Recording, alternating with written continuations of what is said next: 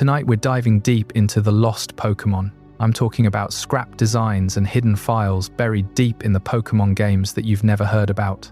For those of you who've been joining us consistently, I want to thank you for being such an integral part of our channel. If you're falling asleep with us tonight, let me know in the comments how many nights in a row you've been here. And if this is your first night, just comment Night 1. Now, let's get back to the video. Close your eyes. Picture the soft, luminescent green glow of a Game Boy screen illuminating a dark bedroom. The year is 1996, or perhaps 1998, or maybe it is simply a timeless, quiet pocket of your own childhood. You are staring at a world made entirely of pixels, a meticulously crafted grid of endless possibility. You hear the crisp, synthetic hum of the title screen, the rustle of digital tall grass, the sudden, thrilling flash of a wild encounter. For millions of us, the regions of Kanto and Johto are not just maps in a video game. They are living, breathing ecosystems. They are places we have mapped in our minds, populated by 151 original creatures, and then 100 more, each one feeling perfectly designed, inevitable, and permanent. We know the evolutionary lines by heart. We know that Charmander becomes Charmeleon, and then Charizard. We know that Pikachu becomes Raichu. We know the exact shape of the world, from the winding paths of Viridian Forest to the crashing waves of Route 20. But what if I told you that the world you know is only a fraction of the truth? What if the reality we experienced was just one timeline, a single, carefully manicured branch on a massive, sprawling tree of creation, while countless other branches were quietly pruned away in the dark? Beneath the surface of the games we played, hidden deep within the cartridge memory, buried in erased code, and locked away in the private archives of developers, lies a shadow world, a phantom ecology. This is the realm of the lost Pokémon. These are the creatures that were sketched, coded, animated, and then, for reasons of space, balance, or sheer mystery, erased from existence. They are the ghosts in the machine. They are the missing links of a digital biology, the scrap designs and hidden files that were never meant to see the light of day. For a long time, the boundaries of the Pokémon world felt absolute. The cartridge was a closed universe, hermetically sealed against the outside world. But every so often, a glitch would occur. A missing number would appear off the coast of Cinnabar Island, a chaotic jumble of pixels that suggested the code was holding secrets it could not properly express. These glitches were our first clue that the universe was not as solid as it seemed. They whispered that just beyond the edges of the programmed map, there was an abyss filled with discarded ideas. The existence of these scrapped designs is not merely a collection of trivia for the curious. It represents a profound shift in the very lore and biological makeup of the Pokémon universe. When we look at the creatures that almost were, we are looking at an alternate history, a parallel dimension where the food chains, the habitats, and the very mythology of the Pokémon world evolved in entirely different directions. The stakes of this hidden history are astronomical for anyone who has ever immersed themselves in this universe, because these lost files prove that the world we love was not inevitable. It was the result of thousands of ruthless decisions, a digital Darwinism where only the most space-efficient and balanced creatures survived. Consider the god of thunder that never was. In the early, original plans for the Kanto region, Pikachu's evolutionary line did not end with Raichu. There was a third, final stage, a creature named Gorochu. Imagine a beast with fierce, jagged horns protruding from its head, bearing sharp fangs designed to embody the raw, untamed wrath of a thunderstorm. Gorochu was created by Atsuko Nishida to be the apex predator of the electric types, a creature so powerful it would have completely rewritten the power dynamics of the Kanto region. But the early game cartridges had strict, unforgiving memory limits. Every single byte of data was precious. There was simply no physical space left in the silicon for a thunder god. And so, Gorochu was deleted, relegated to the void, leaving Raichu as the final form we know today, to think deeply about the ecological implications of that single deletion. If Gorochu had existed, how would the trainers of Kanto have adapted? Would the legendary bird Zapdos have shared its skies and power plants with this horned beast. The deletion of a single apex predator changes the entire ecosystem. It alters the food web. It changes the way humans and Pokémon interact in that specific timeline. And this was not an isolated incident. The cutting room floor of Game Freak is littered with the bones of forgotten monsters. There was a cactus Pokémon meant to roam the arid stretches of Kanto long before the Hoenn region was ever conceived, hinting at a much harsher, desert-like environment that was eventually paved over to make room for grassy roots. There was a fearsome crocodile and a mysterious squid, creatures that would have prowled the waters alongside Tentacruel and Gyarados, making the surfing routes far more perilous. There was a strange, spiky deer and a terrifying hybrid of a crocodile and a basilisk, hidden away in prototype files as numbers 56 and 62. These creatures were fully realized in the minds of their creators, given index numbers drawn out in 4 shades of green and black. And then, at the last moment, they were silenced. Their habitats were left empty. Their cries were never synthesized into 8-bit audio. When we explore these lost files, we are doing more than just looking at unused art. We are acting as digital paleontologists, unearthing the fossilized remains of a world that was deemed too vast, too complex, or perhaps too strange for us to see. We are questioning the very fabric of the Pokémon reality. Every time a creature was cut, a piece of the world's lore was altered forever. The Kanto we know is a curated garden, but the Kanto that was initially dreamed up was a wild, unpredictable jungle. The mystery deepens significantly, taking on the tone of a true digital detective story when we leave the borders of Kanto and journey toward the Johto region. The development of Pokémon Gold and Silver is widely considered one of the most fascinating, chaotic, and secretive periods in the history of video games. In the late 90s, the pressure to follow up the unprecedented global phenomenon of the first generation was immense. The developers were experimenting wildly, pushing the aging hardware to its absolute breaking point, throwing dozens of new concepts against the wall to see what would stick. In November of 1997, at a massive Japanese trade show known as Spaceworld, a playable demo of Pokémon Gold and Silver was presented to the public. Picture the scene: a bustling, noisy convention center in Japan. Eager fans, completely unaware of the massive cultural shift they were participating in, stood in long lines beneath the glowing neon lights, waiting to get their hands on the future of the franchise. They stepped up to the cathode ray tube monitors, took hold of the controllers, and stepped into a version of Johto that we would barely recognize today. In this 1997 demo, the entire foundational structure of the game was different. The starter Pokémon, the very first companions a trainer chooses, were completely alien. There was no fiery echidna named Cyndaquil. There was no energetic, snapping Totodile. Instead, players could choose a fire-type bear or a gentle, featureless, seal-like creature named Kurusu. The tall grass was filled with strange, unfamiliar shapes that defied the logic of the final games. There was a two-headed ghost known as Twins, a haunting apparition that would go through at least 4 drastic redesigns before eventually being morphed, completely beyond recognition, into the psychic-type Wobbuffet we know today. There was a flying squirrel, an elegant, serpent-like creature that may have been an early concept for the legendary Lugia, and strange, primitive precursors to creatures like Donphan and Tyrannitar. For over 2 decades, the 1997 Spaceworld demo was the holy grail of lost video game media.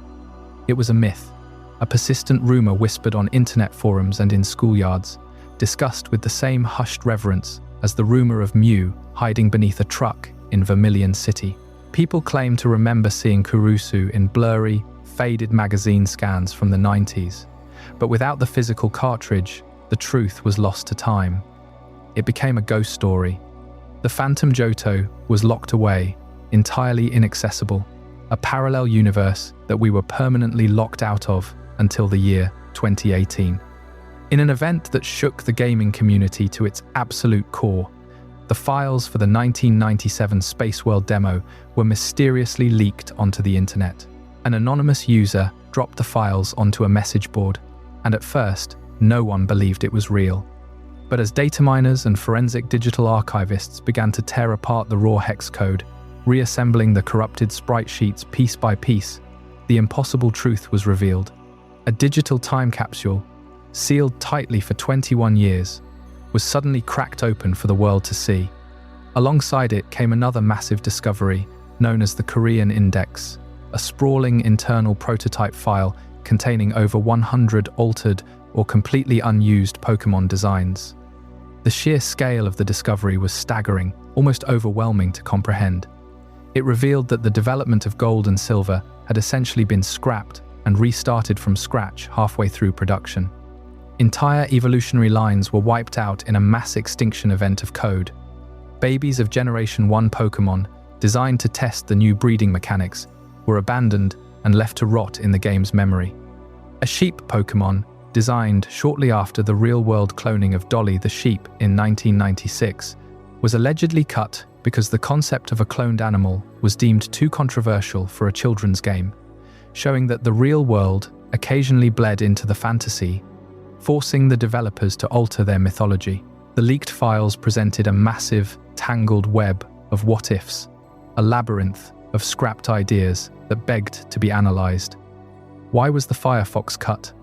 Why did the unnamed dome-shelled turtle disappear from the Johto region, only to seemingly re-emerge over a decade later in the Unova region as Tortuga? Why did a bizarre concept of a trainer riding an armed bird in the Hoenn region eventually get torn apart, its body becoming the legendary Latias and Latios, while its limbs were grafted onto the design of Blaziken? Beyond the borders of Johto, the ghosts continue to haunt the later generations. As the hardware evolved from the Game Boy to the Game Boy Advance, and then to the Nintendo DS, the reasons for scrapping designs became even more complex. We will uncover the origins of the Unova region's ecosystem, where a creature like Stunfisk was originally designed as a water and electric-type goosefish, only to be drastically shifted into a ground and electric-type flounder, simply to balance the types available to players. We will look at the fearsome Hydreigon line, which was initially conceived with a militaristic tank motif, complete with treads, before being scrapped and entirely reimagined as a dragon inspired by the mythical Yamata no Orochi. We will explore the skies of the Unova region, where the legendary genies, Tornadus and Thunderous, originally possessed demonic red and blue designs, before being altered at the last minute to avoid looking too similar to the martial arts, Pokémon Sork and Throw, their horns literally swapped to become eyebrows. Even as recently as the Kalos region in Generation 6, fully realized concepts, like an unnamed rabbit with a flower for a nose, or a highly anticipated mega evolution for Flygon, were abandoned simply because the artists felt the designs did not fit the evolving aesthetic of the world. The cutting room floor is not just a relic of the 1990s. It is an ongoing, ever-growing graveyard of imagination. These are the mysteries we are going to unravel tonight. The lost files show us that ideas in the Pokémon universe rarely die. They simply go to sleep. They wait in the dark for years, sometimes generations, before being resurrected in new, unrecognizable forms. They prove that the lore of this universe is not a straight line, but a complex, overlapping circle of rebirth, recycling, and reinvention. Tonight, we are going to embark on a slow, peaceful journey through this hidden archive. We are going to step out of the familiar, sunlit roots of the games we played and walk into the quiet, twilight spaces of the games that never were. This is a space for deep relaxation, a space to let your mind wander through the digital ruins without any rush or urgency. As you listen to the sound of my voice, I invite you to find a comfortable position. Sink deeply into whatever surface is supporting you. Let the tension slowly drain from your shoulders. Unclench your jaw. Soften the muscles around your eyes. Let the steady, rhythmic pace of your breathing guide you down into a state of profound, restorative calm. Imagine the sound of a vintage console powering on. The soft, familiar chime that signifies the beginning of an adventure. But this time, the screen does not display the familiar logo. Instead, It dissolves into a cascade of code, a beautiful, mesmerizing rain of numbers and letters, parting like a curtain to reveal the hidden architecture of the universe. This is where we are going, a place where the discarded and the forgotten finally have a voice. Imagine yourself walking down a long, dimly lit corridor. At the end of the corridor is a vast, silent library, where the shelves are lined not with dusty books, but with glowing, translucent cartridges. Each one contains a pocket dimension, a sleeping world suspended in time, waiting patiently to be observed. The air here is cool, still, and incredibly peaceful. There are no battles to fight tonight. There are no gym badges to collect, no evil teams to thwart, and no rivals to defeat. There is only the quiet rustle of forgotten data, the soft, distant echoes of creatures that never saw the light of day. We will examine the lost apex predators of Kanto, tracing the jagged lines of Gorochu and wondering what magnificent storms it might have summoned over the Indigo Plateau. We will wander through the phantom grass of the 1997 Spaceworld demo, observing Kurusu as it glides through unmapped, pristine waters. We will look at the strange, shifting forms of the Korean index, watching as ghostly twins turn into psychic types, and as ancient, nameless serpents slowly morph into the legendary guardians of the sky. We will explore the controversial cuts, the creatures deemed too complex, too frightening, or too close to reality to exist in the final builds. We will see how the developers acted as the ultimate architects of a fragile ecosystem, constantly balancing the scales, deleting one species to make room for another, ensuring that the world we eventually explored felt perfectly harmonious, even if it meant burying their favorite creations. As we delve deeper into these hidden files, let the mysteries wash over you like a gentle wave. Let the calm speculation carry you away from the stresses of the waking world. The lost Pokémon are not monsters to be feared. They are fragments of dreams, discarded ideas that have finally been given a moment to exist in our imaginations. They are waiting for us in the quiet corners of the code, sleeping peacefully in the static. So, close your eyes. Let go of the present moment. Let us boot up the corrupted cartridge, bypass the title screen, and step slowly into the boundless sleeping world of the forgotten. Let the journey begin. Buried in the sealed servers of Game Freak's Tokyo studio, a shadow archive pulses with life-forgotten Pokémon designs that whisper of worlds untouched by the final games we know. These aren't mere sketches discarded on a whim. They form a parallel multiverse, branching timelines where electric rodents sprout horns like thunder gods, and seal pups glide through Johto's waters as the first companions on your journey. Picture the digital undergrowth, pixelated forests of unused sprites, overgrown with code that never compiled, ecosystems thriving in isolation, their inhabitants evolving in secrecy, untouched by cartridges or spotlights. Wandering these hidden realms feels like stepping into an eternal twilight.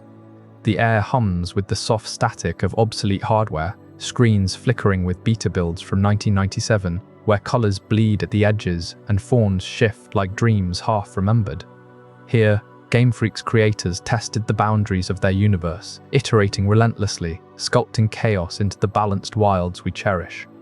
Leaked demos and faded concept art pull back the curtain on this process, revealing layers of trial and erasure. What began as wild brainstorming, hundreds of beasts sketched in hurried notebooks, faced ruthless pruning. Storage limits bit deep, controversial edges were sanded smooth, and reboots wiped slates clean, leaving ghosts in the machine. Take the 1997 Spaceworld prototype for Gold and Silver, a demo playable at a Tokyo trade show, its files dormant until 2018, when they spilled into the world like a digital flood. Analyzed by dedicated archivists, those cartridges unveiled over 100 altered forms, prototypes that rewrote Pokémon history overnight. Suddenly, the Johto we played in 1999 stood revealed as one path among many, a survivor of restarts that deleted entire lineages. In this beta haze, water types sloshed with fresh vigor. Kurusu, a sleek, featureless seal pup, paddled as gold starter, its blubbery form slicing through early overworlds in demo footage. No frills, just pure aquatic grace, replaced later by Totodile's toothy snap, yet echoing faintly in Spheel's rounded bulk years down the line. Nearby lurked Sheopin and Mikan, waterkin now lost, their sprites haunting Korean index prototypes, early drafts traded in underground circles. Ghostly twins prowled the shadows as twins, a two-headed spectre reworked endlessly into the patient bulk of Wobbuffet, its tail a final nod to origins twisted beyond recognition. A dome-shelled turtle lumbered from prehistoric depths, its form predating Tortuga by over a decade, while flying squirrels glided on membrane wings, reborn much later as Emolga in Unova's skies. Fire flickered in a fox's cunning eyes, distinct from Vulpix's flame, and deer with spiky antlers stamped prototypes that softened into Stantler's majestic rack. Elephants trumpeted as precursors to Donphan, their trunks coiling in beta maps, and serpentine lines undulated like legendaries in waiting. Perhaps Legia's echo, or Silvali's distant ancestor. Even Mime Jr. peaked early, a decade before its official bow, and water starter chains evoked Poochiena's scrappy line. All fillers in a roster ballooned then burst. Period 2C of the Korean Index brimmed with Gen 1 baby tests, Pichu-like sparks, before swaps and deletions carved the final 251. These weren't isolated cuts. Generation 1's roots ran deep into the same soil. Pikachu's planned evolution, Gorochu, loomed as a fang-mouthed thunder deity, horns crackling, designed by Atsuko Nishida herself, scrapped for Red and Green's brutal cartridge squeeze. Cacti bristled unused. Crocodiles snapped in prototype slots like number 62's Basilisk hybrid. Squids tangled in back sprites hinting at tentacles kin, all echoes rippling into later gens. Game Freak recycled these phantoms masterfully. That Gen 1 cactus sprouted anew in Unova, the squirrel took flight in black and white. Yet the Spaceworld leak crystallized it all. A massive trove of 101 sprites, blending redesigns and pure originals, proving iteration as the heartbeat of creation. This archive breathes a deeper lore. Babies like Pichu tested evolution's cradle in betas, types balanced in unseen battles, ecosystems poised for multiplicity. Controversial shadows lingered too. A sheep cloned from Dolly's real-world motif, nixed for its edge, reminding us creators treaded real-world fault lines. As these parallel wilds unfold, one constraint towers above the rest, the unyielding bite of Kanto's cartridge limits, forcing the first cuts that shaped everything to come. What vanished beasts did those ancient chips devour, and how did their absence forge the world Pikachu claimed? We'll uncover that next in The Cartridge Constraints of Kanto. In the shadowed vaults of Game Freak's early prototypes, where those parallel worlds of scrapped designs flicker like ghosts, Kanto itself emerges as the first casualty of unforgiving hardware.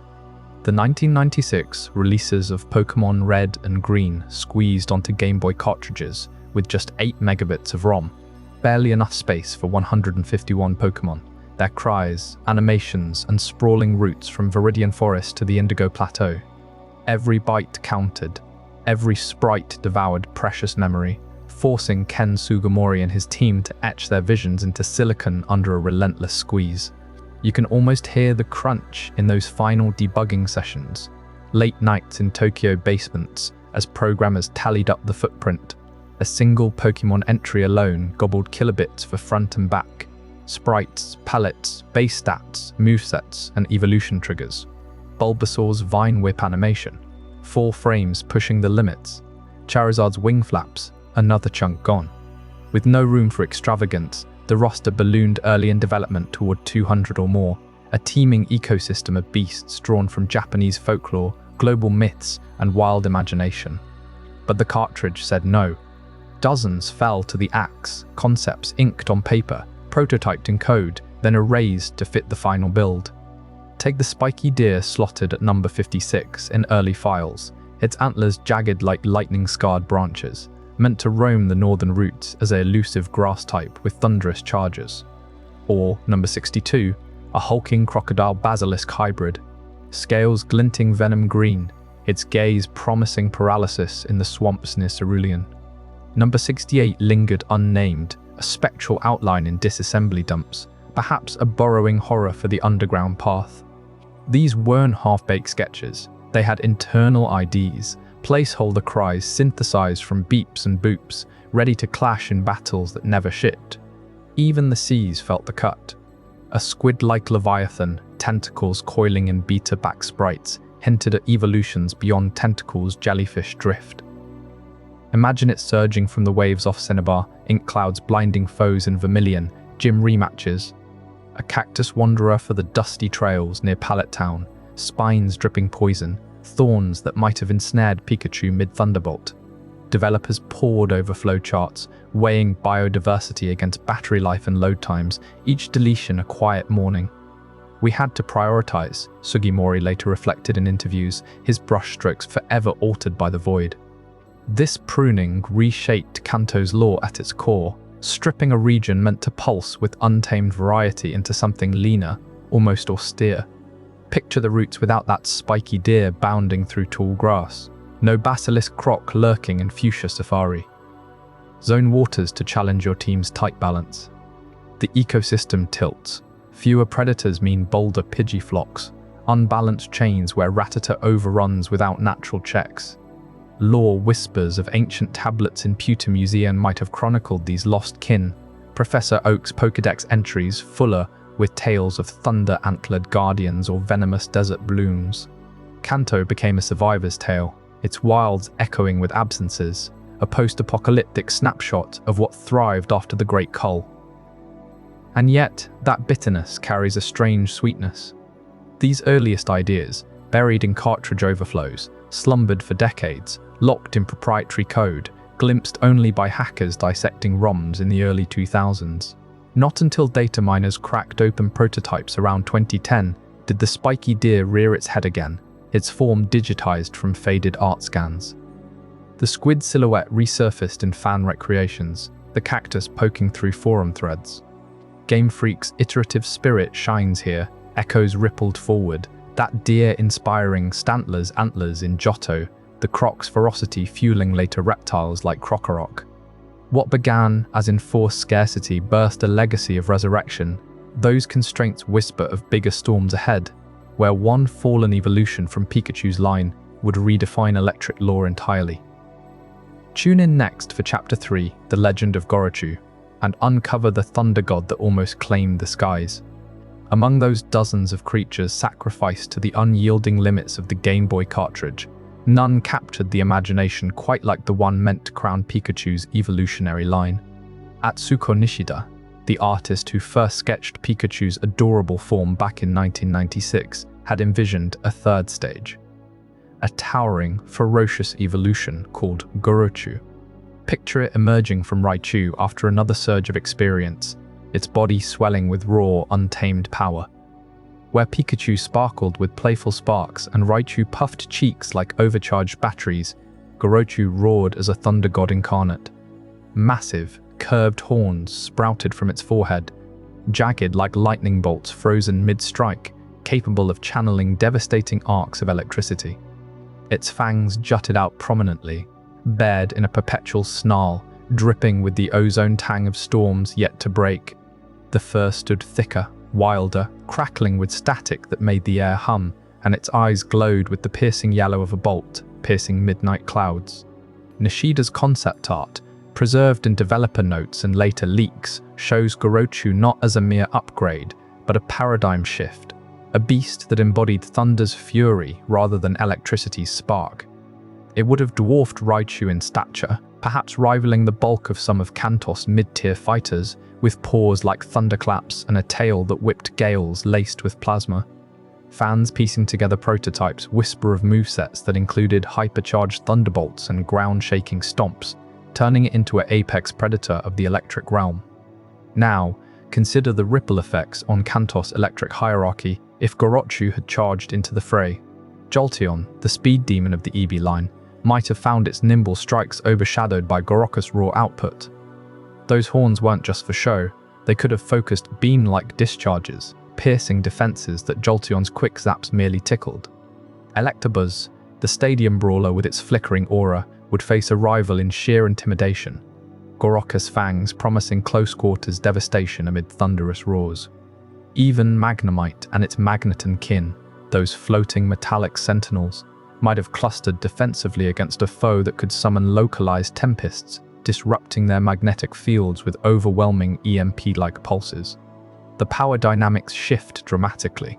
Pikachu's line, already beloved for its mascot charm, becomes the undisputed sovereign of Kanto's skies and circuits. Gym leader Lite. Surge, with his Raichu centerpiece, loses his edge overnight.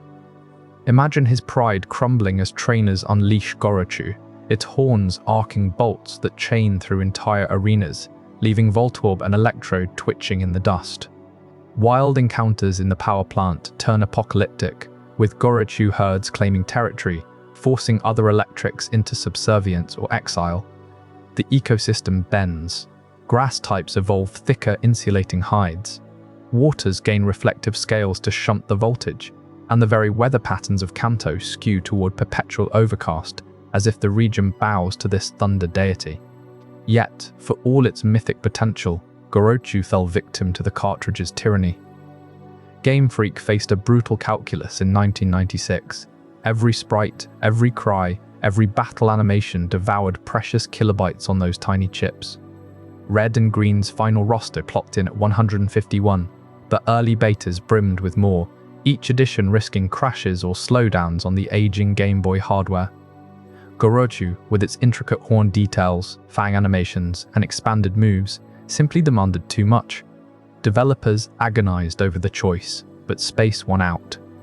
Pikachu's eternal youth as a non-evolving icon, with Raichu as the sole step up, preserved the charm while freeing bytes for other essentials like the Versus screen or extended wild encounters. Interviews years later revealed the quiet regret. Nishida herself reflected on the cut as a necessary mercy, ensuring Pikachu's accessibility for new trainers unburdened by a 3-stage commitment. It echoed across the teen. Similar fates befell the cactus guardian of deserts, the lurking crocodile of swamps, even spectral squids haunting abyssal depths. But Gorochu lingered in the collective memory, its silhouette haunting fan art and what-if debates, a ghost in the machine of Pokémon's origin. That spectral presence hints at deeper shadows lurking in Kanto's code, creatures fully modeled but never named, ecosystems that flickered to life in prototypes only to vanish. As we peel back these layers, Kanto's phantom ecosystem awaits, teeming with the unseen hunters and prey that nearly reshaped the wilds forever. While Gorochu's thunderous silhouette faded from the code, the cartridge's unforgiving limits claimed far more than just one evolution. They erased entire lineages from Kanto's untamed frontiers, leaving deserts and swamps forever altered. Deep in the sun-blasted expanses of what would become Route 11's dusty trails, a cactus Pokémon once stood sentinel. Prototype files from those early red and green builds whisper of its form, a towering, segmented spire of green armor, thorns curling like scimitars under the relentless sun. Numbered around the 50s in the index, it embodied the harsh resilience of Kanto's arid belts, its body swelling with stored water to endure drought that withered lesser plants. Developers sketched it as a grass-type guardian, perhaps with ground affinities, its spikes not just for show but laced with a venom that could paralyze wandering diggers scavenging for roots. This lost sentinel would have prowled the fringes where sand dunes met scrubland, a natural bulwark against the burrowers. Picture it anchoring the ecosystem, sandshrews and sandslashers, those armored nomads, might have circled its base warily, drawn by the promise of moisture, but repelled by whipping tendrils that lashed out in defense. In turn, the cactus could have feasted on their shed scales, or the insects they unearthed, its roots delving deep to siphon nutrients from the parched soil. Without it, those deserts felt the void immediately. Kanto's early roster leaned on imported rock types like Geodude for the rocky outcrops, but the pure thorny flora niche stayed barren, a silent gap in the chain where evolution should have thrived. Venturing further west, into the fetid swamps mirroring Cerulean Cape's misty hollows, another phantom emerged, the crocodile Pokémon, indexed as number 62 in the prototypes. Not your sleek, modern snapper, but a hulking basilisk hybrid, its scales etched with jagged ridges, jaws unhinging to reveal fangs like rusted scythes. Waterlogged eyes gleamed from beneath armored brows, and its tail swept through muck like a living plow.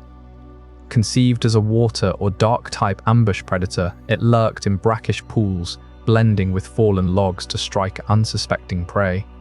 In Kanto's swampy underbelly, this croc would have ruled the mid-tier carnivores. Psyduck waddling through shallows, easy pickings for a crushing bite, slowpoke nursing at the water's edge, their psychic haze no match for raw thrashing power. The crocodile might have scavenged Goldine schools disrupted by currents, or even challenged the territorial Growlithe packs edging the marshes, forcing a brutal apex dance. Its absence rippled outward. Kanto filled the gap with polywag lines and oddish variants, but nothing captured that primal, reptilian menace, leaving swamp hunts feeling oddly unbalanced, prey evolving without the pressure of such a relentless hunter. Yet the most elusive shadow swims in deeper waters, tied inexplicably to the back sprites of Tentacool and Tentacruel themselves. Buried in the Gen 1 data, a squid Pokémon flickered into view. Prototype number 68 perhaps, its form a bloated, ink-squirting mass with tentacles coiling like forgotten ropes. Those Tentacool back sprites, they betray its ghost, a larger, more aggressive cephalopod silhouette, pulsing orbs hinting at bioluminescent lures, not the jellyfish drift we know. Game Freak toyed with it as a pure water or poison drifter, haunting coastal shallows and Vermilion's bays, its beak shredding krill and minnows in the gloom. This squid would have woven chaos into Kanto's aquatic web. Shelder and Staryu, those shelled opportunists, might have clamped onto its drifting arms only to face retaliatory ink clouds that blinded entire schools of Krabby. Tentacool, its distant kin, could have schooled alongside in symbiotic hunts, the squid's speed corralling prey for the jelly's stings. Up the chain, it preyed on Magikarp leaps, injecting toxins that softened scales for easier devouring, while evading Gyarados' wrath by vanishing into abyssal vents. Without it, the oceans leaned on Krabby dominance and Wingull precursors, but the mid-depth squid niche echoed hollow, a phantom current pulling at the balance. Now, thread these lost threads together, and Kanto's food chain reshapes in the mind's eye. The cactus thorns checked desert herbivores like Rattata hordes spilling from roots, preventing overgrazing that could have starved Ekans. Swamps pulsed with croc predation, culling polywag overgrowth to let lotad-like plants flourish unchecked in our timeline. Oceans teemed with squid-driven migrations, pushing Krabby inland and fattening the bellies of predatory birds like Pidgeot. These phantoms weren't isolated, they interlocked, cactus seeds dispersing via croc scat across dunes, squid ink fertilizing swamp edges for nutrient blooms that fed desert fringes, remove them, and cascades unfold. Deserts erode faster without root anchors, swamps stagnate without stirring jaws, seas swarm unbalanced with unchecked jellies. Those niches lingered empty through Gold and Silver's Johto sprawl, Crystal's remakes, even Ruby and Sapphire's expansions. Kanto's wilds adapted, but sparsely. Maractus finally bloomed in Unova's Gen 5 deserts, echoing the cactus's spiny vigil over a decade later. Feraligat's line brought croc ferocity to Hoenn waters, while Gen 3's Relicanth nodded to ancient squid abysses. Game Freak recycled the blueprints, but Kanto bore the scars, empty slots in the Pokédex where ecosystems hungered. These vanished species haunt more than habitats. They point to deliberate omissions in the index itself, blank numbers staring back like unsolved riddles. As we turn to Chapter 5, the enigma of the blank index numbers, you'll uncover what those voids truly concealed, pulling us deeper into Game Freak's hidden vaults. While those elusive cactus dwellers and swamp lurkers faded into obscurity, and the squid's shadowy back sprites hinted at deeper cuts, the true voids in Kanto's digital wilds reveal themselves in the prototype files. Raw, unpolished code from the 1996 builds, where index numbers 56, 62, and 68 stand utterly barren, like forgotten chambers in an ancient ruin. You can almost feel the chill of that emptiness if you sift through those Korean prototype leaks, the ones that surfaced years later, exposing Game Freak's early rosters. These weren't just placeholders awaiting sprites. They were fully reserved slots, carved out in the game's memory map, yet stripped clean before release. No data lingers, no cry names, no stats, no type affinities. Just silence, echoing through the cartridge's constraints. Picture the developers poring over their limited kilobytes, deciding what to excise, leaving these gaps as scars on the code itself. Take slot 62 first, the one that once harbored something truly nightmarish, a crocodile fused with basilisk traits, a hybrid born from primordial fears. In the prototype's fleeting traces, scavenged from disassembly tools and fan reconstructions, it emerges as a hulking beast with jagged scales glinting like obsidian, jaws wide enough to snap a trainer's arm clean off. But the basilisk twist elevates it to legend, eyes that petrify on sight, drawing from European folklore where the king's serpent gaze turned flesh to stone. Imagine it lurking in Kanto's murky rivers. Not just a predator, but a curse upon the water, forcing Pokémon like Psyduck or Goldeen to evolve defenses they never needed. Its body, elongated and armored, with a frilled crest pulsing venomous glow, scrapped, perhaps, for being too grotesque amid the kid-friendly roster, or too memory-hungry with those intricate animations. Yet, whispers in the code suggest it influenced later crocs like Krokorok in Unova, a distant echo of what could have ruled the streams. Then there's 56, the spiky deer that never grazed Kanto's emerald forests. From the same prototype digs, its form materializes in fragmented pixel art, antlers not branching gracefully like stantlers, but barbed and thorned, like a porcupine's nightmare woven into venison hide. Coat dappled in autumn shades, hooves that gouge earth for hidden roots. It was poised to roam Viridian's underbrush, a grass-type guardian clashing with bug and poison foes. Envision herds thundering through tall grass, spikes flaring in territorial displays, deterring invaders like beedrill swarms or Venemoth clouds. Why cut it? Space, surely. Those detailed quills demanded extra tiles in the sprite sheet, clashing with the 151 limit. Or balance. A swift, evasive deer might have upended routes like 22, turning forest treks into spike-filled gauntlets. Fans speculate ties to deerling across regions, but here, in Kanto's wilds, it would have woven into the ecosystem, a mobile thicket patrolling the shadows where oddish blooms and parasect spores drift. 68 joins them in absence, another hollow echo, its purpose lost to time. Perhaps a flyer or burrower hinted at by adjacent indices but forever mute. These blank slots aren't mere oversights. They're digital ghosts, haunting the ROM like specters in a haunted Pokédex. Every time you boot up red or green, they flicker unseen, remnants of ambitions too grand for the hardware. Load a wild encounter table, and the code skips them seamlessly. But dig deeper with an emulator, hex editor probing those addresses, and you confront the void. What stories, what battles, what evolutions were sacrificed on the altar of cartridge real estate? These phantoms remind us how fragile the Pokémon world truly was at birth. Game Freak's team, racing against deadlines in their Tokyo offices, weighed each byte like gold. The spiky deer's forest patrols, the basilisk croc's petrifying stare, they dissolved into ether, reshaping Kanto without a trace. Yet their absence births questions. Did trainers unknowingly tread paths meant for these beasts?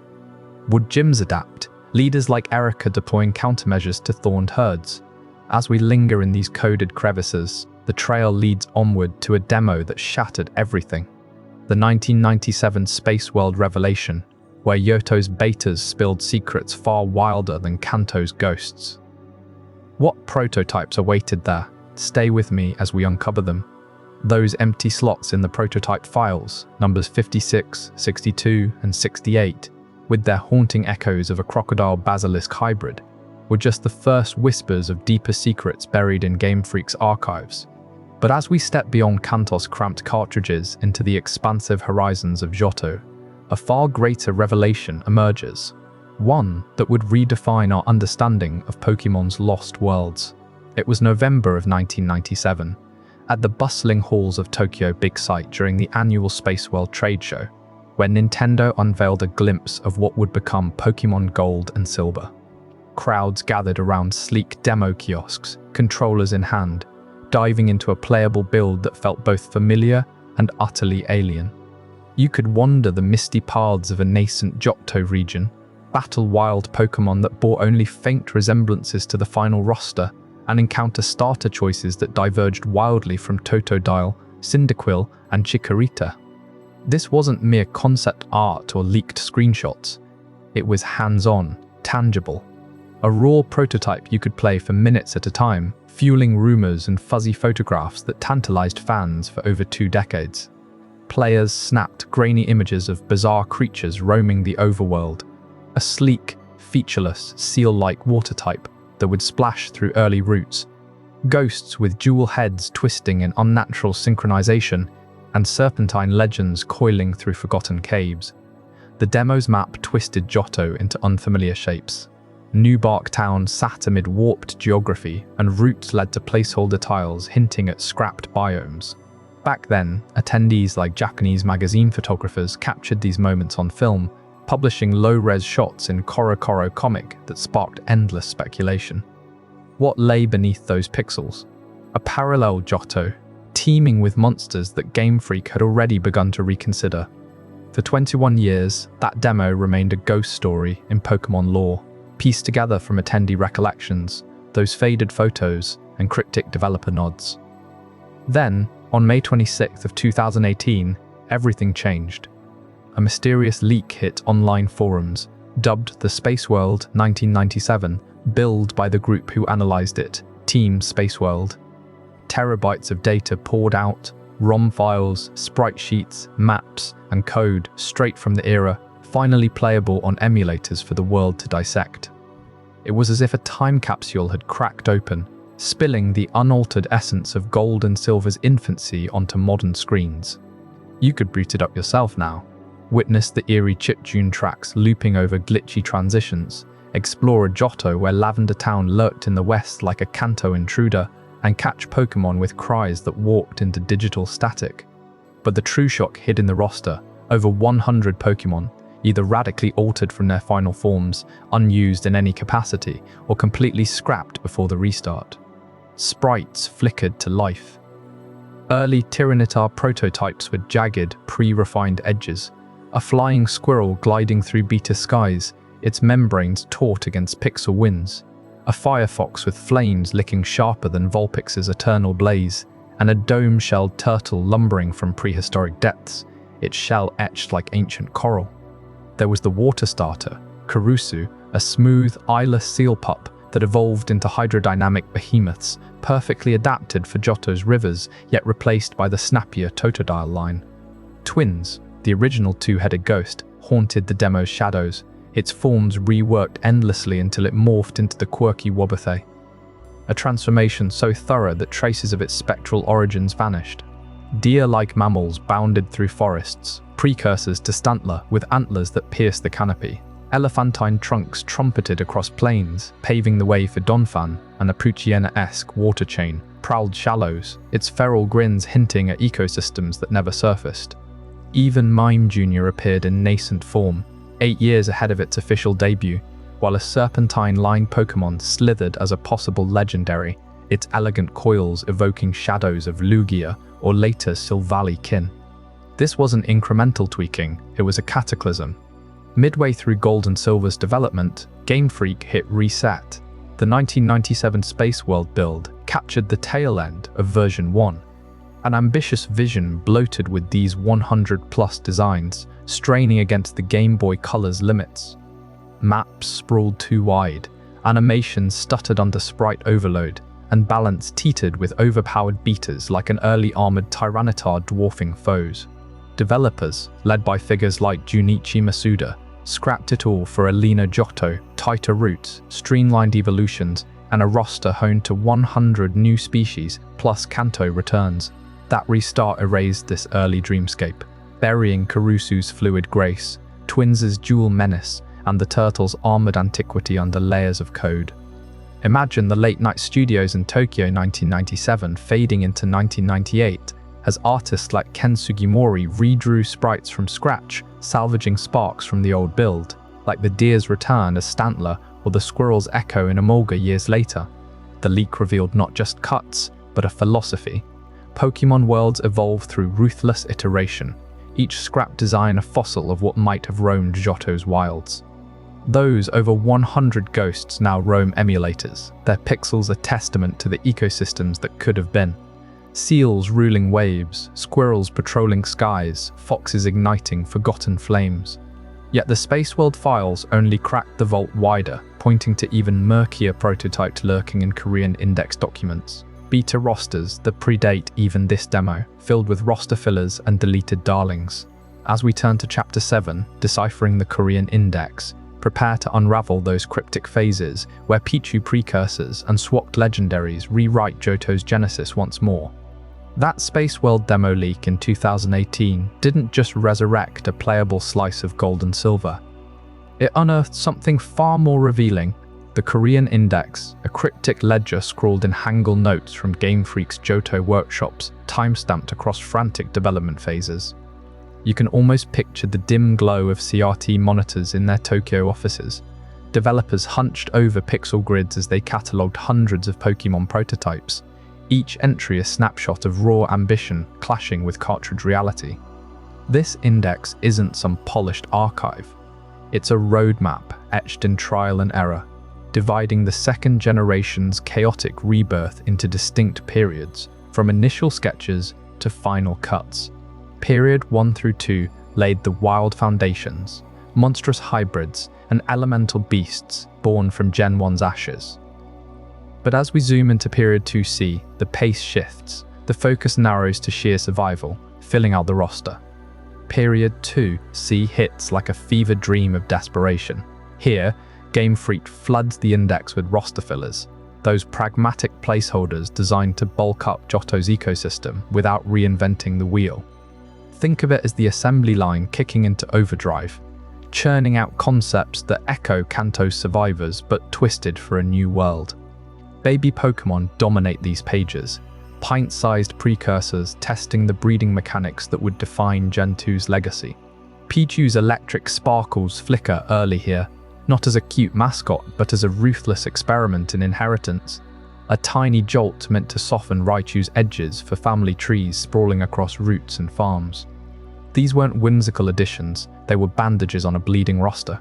Developers sketched Clefairy's starry whimsy and Igglybuff's bouncy blobs, recycling Gen 1 silhouettes into pre-evolutions that promised deeper lore, hatched legacies tying Johto's meadows to Kanto's ruins. Yet the index betrays the frenzy. Hasty doodles of rodent pups scampering beside Proto-Pichu, all crammed to hit that magic number of 100 and something viable monsters. You sense the exhaustion in the margins, notes debating which filler could evolve into a staple without bloating battle balance or devouring precious ROM space. But here's where the index turns brutal. Post 2C, Game Freak wields the delete key like a surgeon's scalpel, slashing dozens of these fresh designs in a purge that reshaped everything. A promising baby line vanishes overnight, swapped for something leaner, fiercer. Roster fillers that survived the initial rush get gutted, replaced by evolutions that better mesh with Johto's foggy peaks and golden plains. Imagine the late-night debates. This turtle pup clogs the water slots, scrap it. Or, that spiky infant overlaps with the deer herd, merge or kill. Swaps ripple outward, a domino effect forcing Tyrannitar's rocky bulk to eclipse forgotten behemoths, Donphan's trunk to trample elephant ghosts. This wasn't elegant evolution. It was a bloodbath of iteration, the index chronicling how Johto's ecosystem clawed its way from conceptual soup to polished wilds. Trial and error defined every stroke period, 2C's babies birthing, breeding chains that echoed into eternity, only for half to wither on the cutting room floor. Developers recycled shadows of the deleted into final forms, their DNA haunting Stantler's antlers or Emolga's glide, whispers of what might have roamed if the swaps had faltered. The Korean Index lays bare that raw alchemy, a testament to Game Freak's willingness to destroy their own darlings for the greater harmony of a living world. And as we trace those post-2C casualties deeper, one name emerges from the watery depths of the starters, pulling us toward Chapter 8, Kurusu and the Lost Starters, a seal-like enigma that nearly claimed Johto's first companion, its scrapped lineage hiding secrets that could have flooded the region anew. As we sift through the remnants of Period 2C in the Korean Index, those roster fillers and nascent baby Pokémon hint at a broader puzzle, the starters themselves, the very hearts of a new region. Tucked amid those prototypes lurks the silhouette of Johto's original water-type companion, a creature known only as Kurusu, glimpsed in the flickering pixels of the 1997 Spaceworld demo. Picture Kurusu, not as some snarling beast, but as a serene, almost ethereal seal drifting through beta screenshots, its body a smooth, undulating curve of blue-grey hide, plump and playful like a pup beguiled by ocean currents.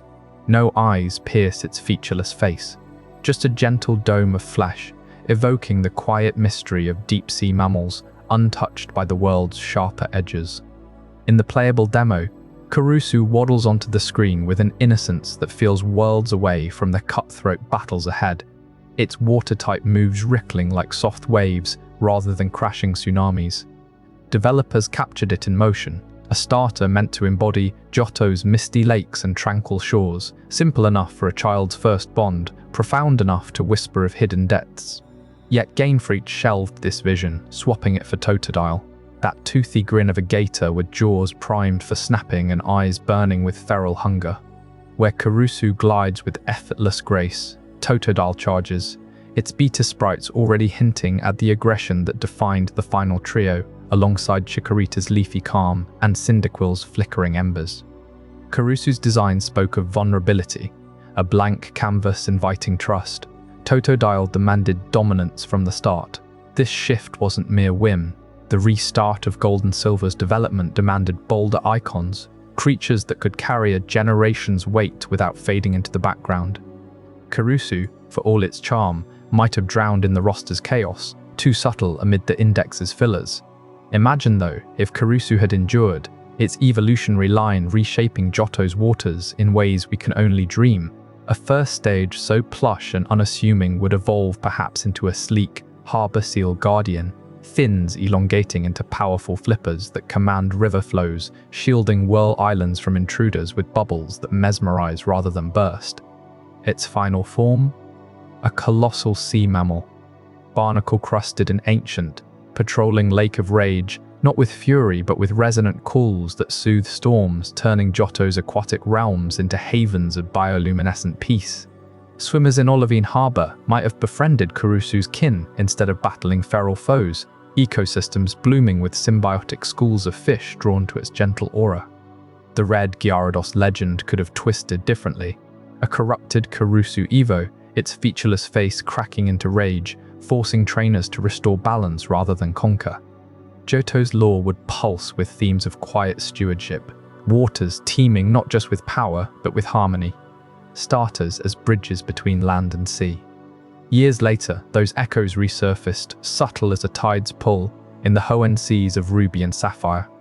Spheal rolls in, that spherical seal pup with its glassy eyes and perpetual smile, body, a near-perfect echo of Kurusu's plump form, minus the blank visage. Evolving to Silo, it balances on a ball like Kurusu might have frolicked, then surges into Walrein, tusked behemoth ruling icy depths with ice and water blasts that nod to lost prototypes. No direct lineage confirmed, but the parallels haunt, same seal essence, same progression from playful blob to armored apex. Game Freak's recycle bin, it seems, never truly empties. Kurusu's ghost lingers in Spheal's sprite sheets, a whisper from 1997 carried forward over a decade, influencing Hoenn's frosted shores where Johto's waters might have flowed differently. Kurusu stands as a poignant what-if among the lost starters, a reminder that every final design buries a dozen gentler souls.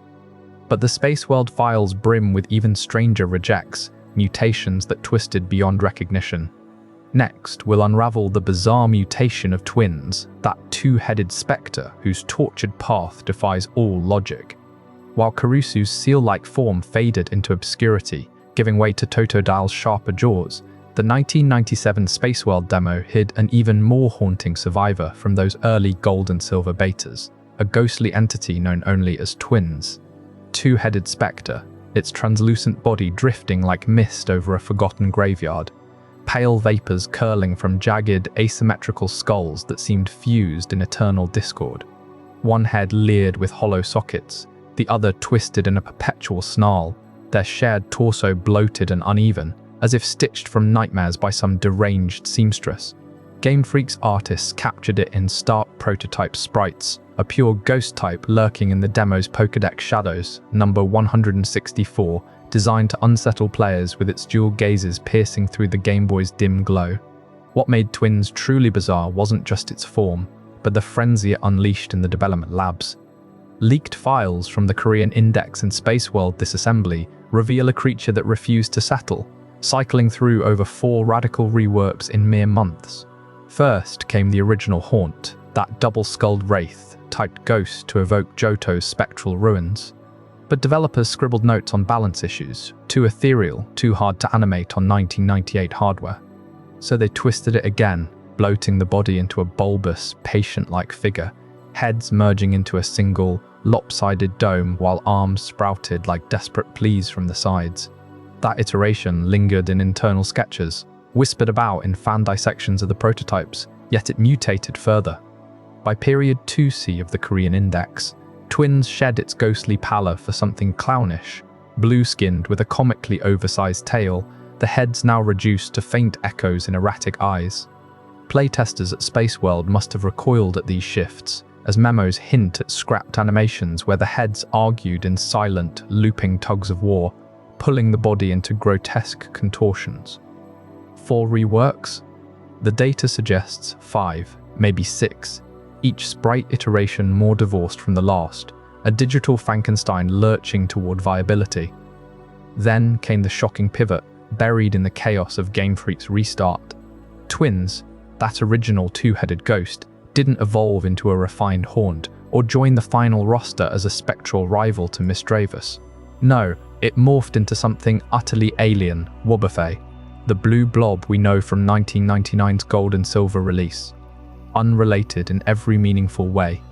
Gone were the dual heads, the ghostly aura, replaced by a tail-wagging punching bag with a perpetual pain cry. How did this happen? Prototype timelines show Twins' bloated mid-stage body lingering as a placeholder, its color palette bleeding into Wobbuffet's azure hue, but the connection snapped there. Developers admitted in veiled interviews that space constraints and tight balance forced the divorce. Ghost types crowded Johto already, and Wobbuffet's counterfoil strategy emerged from the wreckage.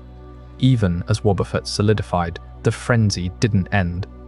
Mere weeks before the Japanese launch in 1999, frantic edits ripped through its final design. Early magazine previews showed a squatter, wider stance, tail more serpentine, eyes bulging like the last gasps of Twins' original rage. Internal builds from late 1998 flipped the color scheme. Pink accents swapped for blue, body stretched taller to fit battle sprites. Ken Sugimori's polish came last, smoothing the edges just days before cartridges pressed, as if the ghost of Twins haunted the studios, demanding one final tweak. This mutation saga underscores Game Freak's brutal alchemy ideas born in inspiration, hammered into submission by deadlines and data limits. Twins' journey from eerie dual Phantom to Wobbuffet's dopey Defender mirrors the Korean Index's roster churn, where over 100 concepts dissolved into the ether. Fans piecing together Spaceworld rips still debate lost frames. Did a 5th head sketch exist? Was there a ghost psychic hybrid stage? The prototypes taunt us with glitches, frozen mid-morph, bodies half, Twins half Wobbuffet, echoing in emulators late at night. Yet amid Twins' bizarre unraveling, another beta relic slumbered deeper in the files, its dome-shelled form hinting at evolutions spanning over a decade. That brings us to Chapter 10, the Dome. Shelled turtles' long slumber, where a prehistoric guardian waited in Johto's prototype depths, only to resurface in seas far removed from Gold and Silver's shores. Before we dive deeper into this incredible journey, I'm curious, where in the world are you watching this from? Drop a comment below and let our global community know. And if you're finding this as mind-blowing as I am, hit that like button to help more people discover this story. While Twins twisted through endless reworks, morphing from a haunting 2-headed spectre into something unrecognizable, another beta creature from those same early Gold and Silver files chose a different path, one of silent endurance, buried deep in the code like a fossil waiting for excavation. Deep within the leaked Spaceworld demo data, tucked away among the prototypes that Game Freak churned out before their massive development reset, lurks an unnamed turtle unlike any that made it to Johto's shores. This isn't your sleek Lapras gliding through misty waves or the playful Squirtle line splashing in Kanto's labs. No, picture a beast forged from the Earth's oldest stone. Its shell, a massive, rugged dome, cracked and weathered as if it had slumbered through eons under volcanic ash or glacial ice. Jagged ridges protrude from its back like ancient mountain spines, and its limbs, thick and armored, end in blunt claws that scream of prehistoric brawls on primordial shores. The sprite files capture it in stark black and white pixels, frozen in a stance that's equal parts defiant and dormant, eyes half-lidded as if gazing across millennia. What strikes you first about this dome-shelled titan is how utterly alien it feels amid Johto's vibrant tapestry. Johto, with its lantern-lit paths through Ekrutiek's ruins and the golden fields of Route 34, draws from Japan's Kansai heartland temples, festivals, a blend of folklore and everyday wonder. Pokémon here evoke cherry blossoms, badgers, and spectral foxes tied to local legends. But this turtle? It crashes that harmony like a meteor from the Paleozoic. Its shell evokes not the elegant curves of a Kabutops relic, but something rawer, more brutish, a Carraracosta prototype before Carraracosta was even dreamed up. The beta artists rendered its texture with heavy, irregular plates, pitted as if eroded by ancient seas, and a beak that's hooked and battle-scarred, hinting at a diet of armored fish and coral-crushing force. In the Korean Index prototypes, cross-referenced with Spaceworld's ROM dumps, it occupies a fleeting slot among water types and fillers, its stats sketched as tanky high defense, middling speed, a rock or water designation that would have made it a fortress on Johto's routes. You can almost feel the developers' hesitation as they pored over these files in 1997. Johto's roster was ballooning toward 251, squeezing every byte from those Game Boy Color cartridges. Amid the chaos of restarting development, wiping slates clean after Ken Sugimori and the team scrapped early drafts, this turtle simply, no dramatic rejection, like the controversial sheep in later genes, no public outcry. It was quietly excised during Period 2C of the Korean Index, that frantic phase of roster padding with Gen 1 babies and placeholders. Files show it lingering in mid-builds, perhaps slotted as an early game encounter near the ruins of Alf, or a swimmer in Cianwood's Bay, but by final polish, its data evaporated. Leftover sprites in the Spaceworld leak, analysed by data miners in 2018, confirm the cut. No cries, no animations beyond a static pose, just a ghost in the machine, overshadowed by final evolutions like Kingdra or the Donphan line that stole the mammalian thunder. Yet this wasn't oblivion, it was hibernation. Over a decade later, in the fossil-laden caves of Unova's Twist Mountain, Generation 5 unearthed it anew. Tortuga bursts from the sediment in Black and White 2010, its dome shell a near-perfect echo of that beta relic. The similarities chill, the spine of any digger, the same bulbous, heavily plated carapace, now textured in blues and browns that mimic weathered limestone. Those sturdy flippers evolved into powerful paddles for underwater dominance, even the beak now serrated for cracking prey. Game Freak never confirmed the link. No Masuda interview spells it out. But the visual DNA is undeniable. Tortuga evolves into Carracosta, a true prehistoric powerhouse, fitting Unova's theme of ancient seas reborn. Fans pored over the parallels post-leak, timelines aligning too neatly. The turtle slumbers through gold and silver's crunch, through ruby and sapphire's Hoenn waves, diamond and pearl's Sinnoh chills, only to resurface when fossil mechanics demanded a fresh relic. Imagine it patrolling Johto's Whirl Islands back then. A slow, unyielding guardian clashing with the region's nimble Ho-Oh flights and Suicune graces. Would it have anchored water teams against the coming storm of Lance's dragons? Or lingered as a forgotten elder in Olivine's Lighthouse Tales? That quiet revival speaks volumes about Game Freak's vault of ideas. Concepts don't die, they molt, waiting for the right era. This dome-shelled wanderer, out of sync with Johto's poetry, found its rhythm in Unova's rugged coasts, proving even the deepest cuts can claw back from the data abyss. As we surface from these watery depths, prepare to soar into Chapter 11, the beta skies of Johto, where winged wonders from the same forgotten files take flight in ways that will reshape how you see the clouds above those amber towers. While the dome-shelled turtle slumbered in Johto's shadowed depths, something far more nimble stirred high above in the beta skies of the 1997 Spaceworld demo. Deep within the leaked code of that long-lost gold and silver build, a flying squirrel glided through the digital ether, its sprite flickering like a whisper from an alternate Pokémon world. This wasn't just any forgotten flyer. Coded with a sleek, aerodynamic form, wide patagium membranes stretched between elongated limbs, a bushy tail curling like a rudder. It was built for Johto's vast canopies and open plains.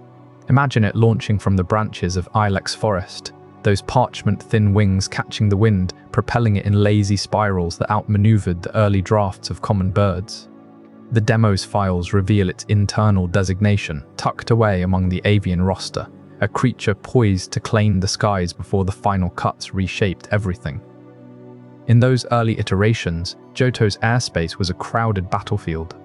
Pidgey, the ever-present root guardian with its rapid flutters and gust attacks, already dominated the low altitudes, scavenging seeds and dive-bombing intruders. Then came Hoothoot, the nocturnal sentinel, its piercing cries echoing through night-shrouded roots, red eyes scanning for prey under the moon. This flying squirrel would have slipped right into that fray, an agile interloper with a unique niche. Picture it darting through goldenrod's bustling skies during the day, its small size letting it weave between taller foes, perhaps zipping in for nut-crunching bites or tail whips that disrupted flight patterns. Its design screamed versatility. Unlike Pidgey's straightforward evolution into the mighty Pidgeot, this squirrel's beta stats hinted at a gliding prowess, maybe even early flying. Type moves like a proto-aerial ace or a tailspin that generated whirlwinds.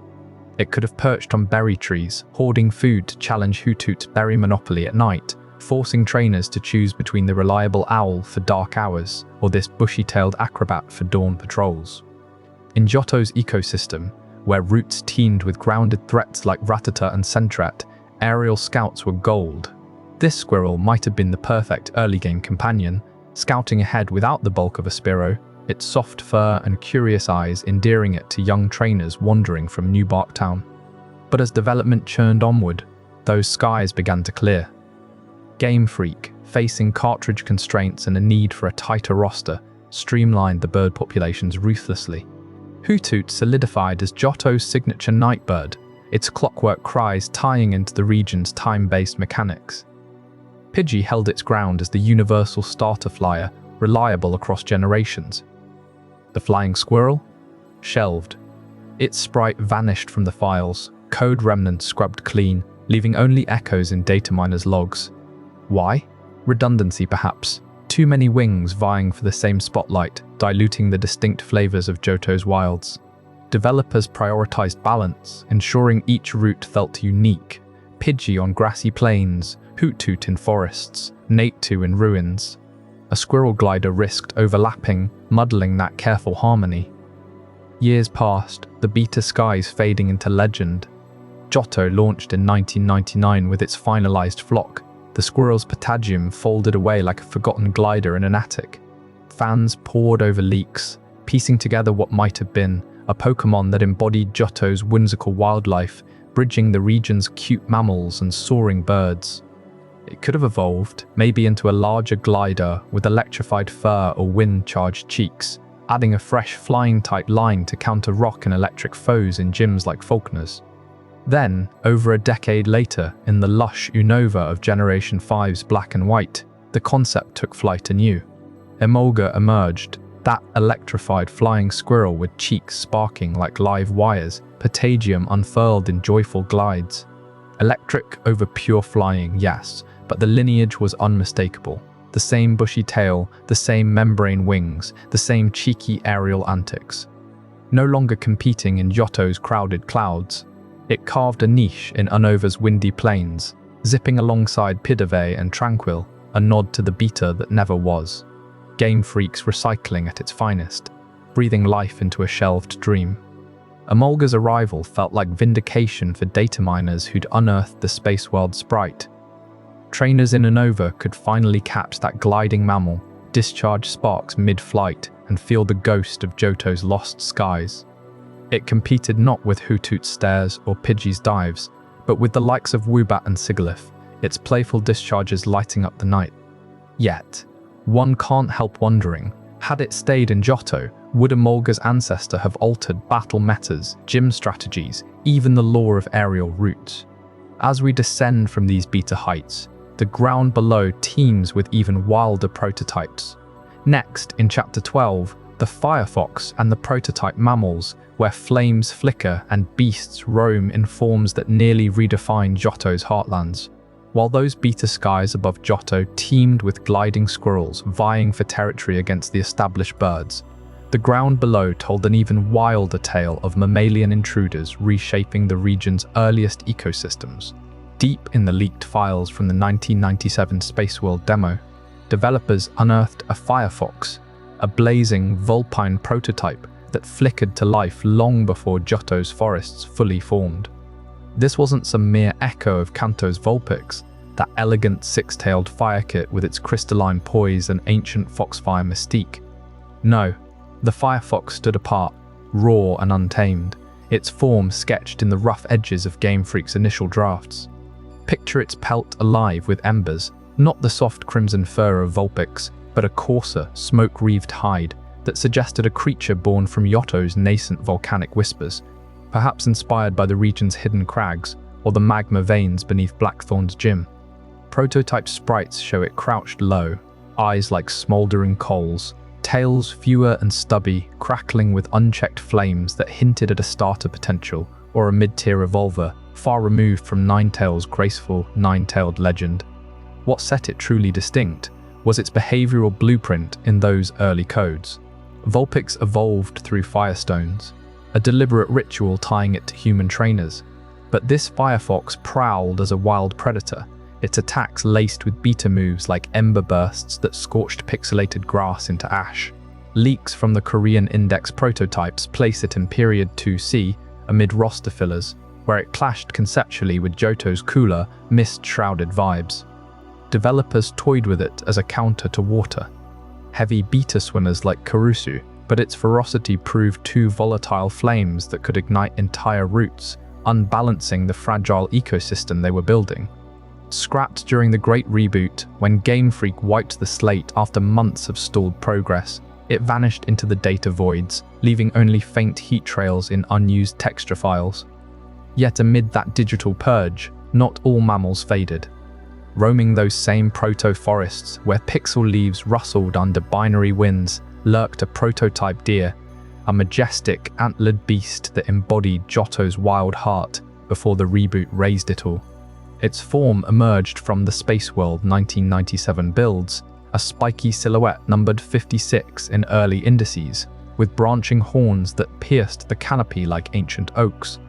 Unlike the Firefox's Inferno, this deer was earthbound poetry, slender legs for darting through undergrowth, a coat dappled in forest greens and browns, evoking the deer spirits of Japanese folklore that guarded sacred groves.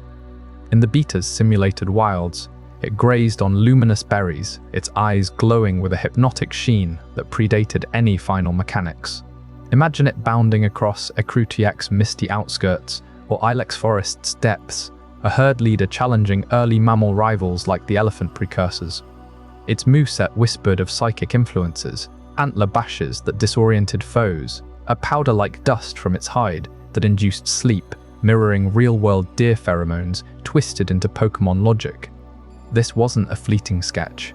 Disassembly of the demo ROM reveals full animations, a graceful leap, horns clacking like wind chimes, positioning it as a normal-type staple for Johto's woodland roots. The Great Reboot hit like a thunderclap in late 1997, erasing over 100 designs as Game Freak restarted from scratch to meet deadlines. Countless betas dissolved, Mekon the fairy mouse, Geopin the ghostly fish, but this deer endured. Developers salvaged its core, refining the spikes into Stantler's iconic, curving antlers, that hypnotic gaze formalized into moods like hypnosis and stomp. By Gold and Silver's 1999 release, Stantler emerged in the wilds near Route 35, its beta lineage intact, a survivor that bridged the chasm between prototype chaos and polished Johto.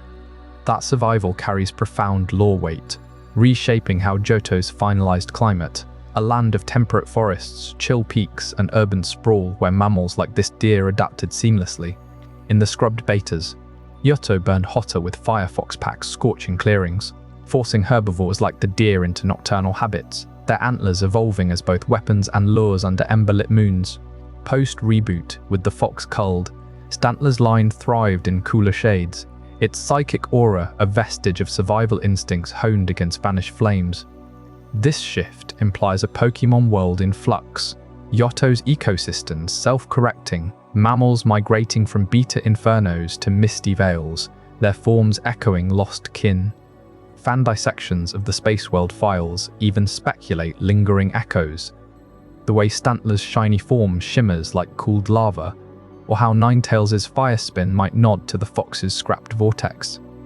These prototypes reveal Game Freak's hand at world building, not just cuts for cartridge space, but deliberate evolutions mirroring nature's adaptability, where a deer's quiet persistence outlasted fiery ambition. And speaking of persistence through the reboots, the colossal shadow cast by an elephantine behemoth that lumbered alongside these foxes and deer in the beta wilds demands its own reckoning. That's the tale waiting in Chapter 13, the Behemoth. Before Donphan, where one scrap titan nearly trampled Johto's balance entirely. As those prototype deer picked their way through the shadowed underbrush of Johto's early beta wilds, a far heavier tread shook the earth nearby. A massive, trunked behemoth that dwarfed every other creature in the leaked Spaceworld files. This elephantine giant, unearthed from the 1997 demo's hidden sprites, stood as the raw precursor to what would become Donphan's evolutionary line. Picture its hulking form, broad shoulders rippling with untamed muscle, a long, sinuous trunk curling like a whip through the pixelated haze, tusks curving wickedly from a head armored not in steel but in jagged, rocky protrusions. No smooth tires encircled its body here. Instead, rawhide legs thick as ancient oaks ended in blunt, earth-crushing feet, suited for trampling rather than rolling. Its hide, textured in the prototype art with coarse, bristled fur and deep fissures like weathered canyon walls, spoke of a creature forged in primal fury, not the polished parade of Generation 2. You can almost hear the low rumble of its call, echoing through those unfinished maps, a guttural trumpet that would scatter herds of beta Pidgey and Rattata alike. Unlike the final Donphan, whose body rolls like a living steamroller, compact, tire-rimmed flanks gleaming with metallic sheen and an impenetrable hide of plated armor. This beta elephant reveled in its wilder chaos. Donphan's design screams efficiency, a tank on wheels, built to barrel through obstacles with unstoppable momentum, its trunk a precise tool for grappling foes. The precursor? Pure, unrefined power. Rugged plates of natural stone overlapped its back haphazardly, more like the scales of some prehistoric mammoth than engineered armor. Its eyes, fierce and glowing in the dim demo renders, hinted at a temper that could uproot trees in rage, where Donphan's gaze holds a stoic, battle-hardened calm. Deep in Johto's mountainous spine, this behemoth would have ruled unchallenged. Imagine it navigating the craggy peaks around Ekratikor, the sheer cliffs of Matsilva, its trunk coiling around precarious ledges to haul its bulk upward, tusks gouging handholds into sheer rock faces. Those beta files place it roaming routes that would later become Whirl Island's foreboding paths, or the twisting trails of Victory Road, where its massive frame could trigger avalanches with a single misplaced step. Picture herds of beta hoothoot wheeling overhead in panic as it thundered below, shaking loose boulders that cascaded like thunder. In a region defined by mist-shrouded heights and narrow passes, this elephant wouldn't just traverse the terrain, it would reshape it, carving elephantine trails through snowdrifts and forcing smaller Pokémon to adapt or flee. Donphan, by contrast, spins through such landscapes with graceful momentum, but its ancestor? A geological force grinding mountains into submission over generations. Game Freak's artists didn't scrap this titan outright, they refined it, layer by deliberate layer, into the icon we know.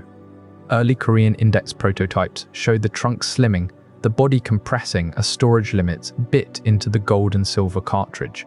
That wild, bristled hide smoothed into Donphan's glossy armor, tusks retracting into blunt battering rams, and those tree trunk legs morphing into the signature wheel-like bases. Interviews from developers like Ken Sugimori hint at the pivot. The beta's overwhelming scale risked unbalancing battles, too bulky for the turn-based grid, too dominant in a world of pocket-sized monsters.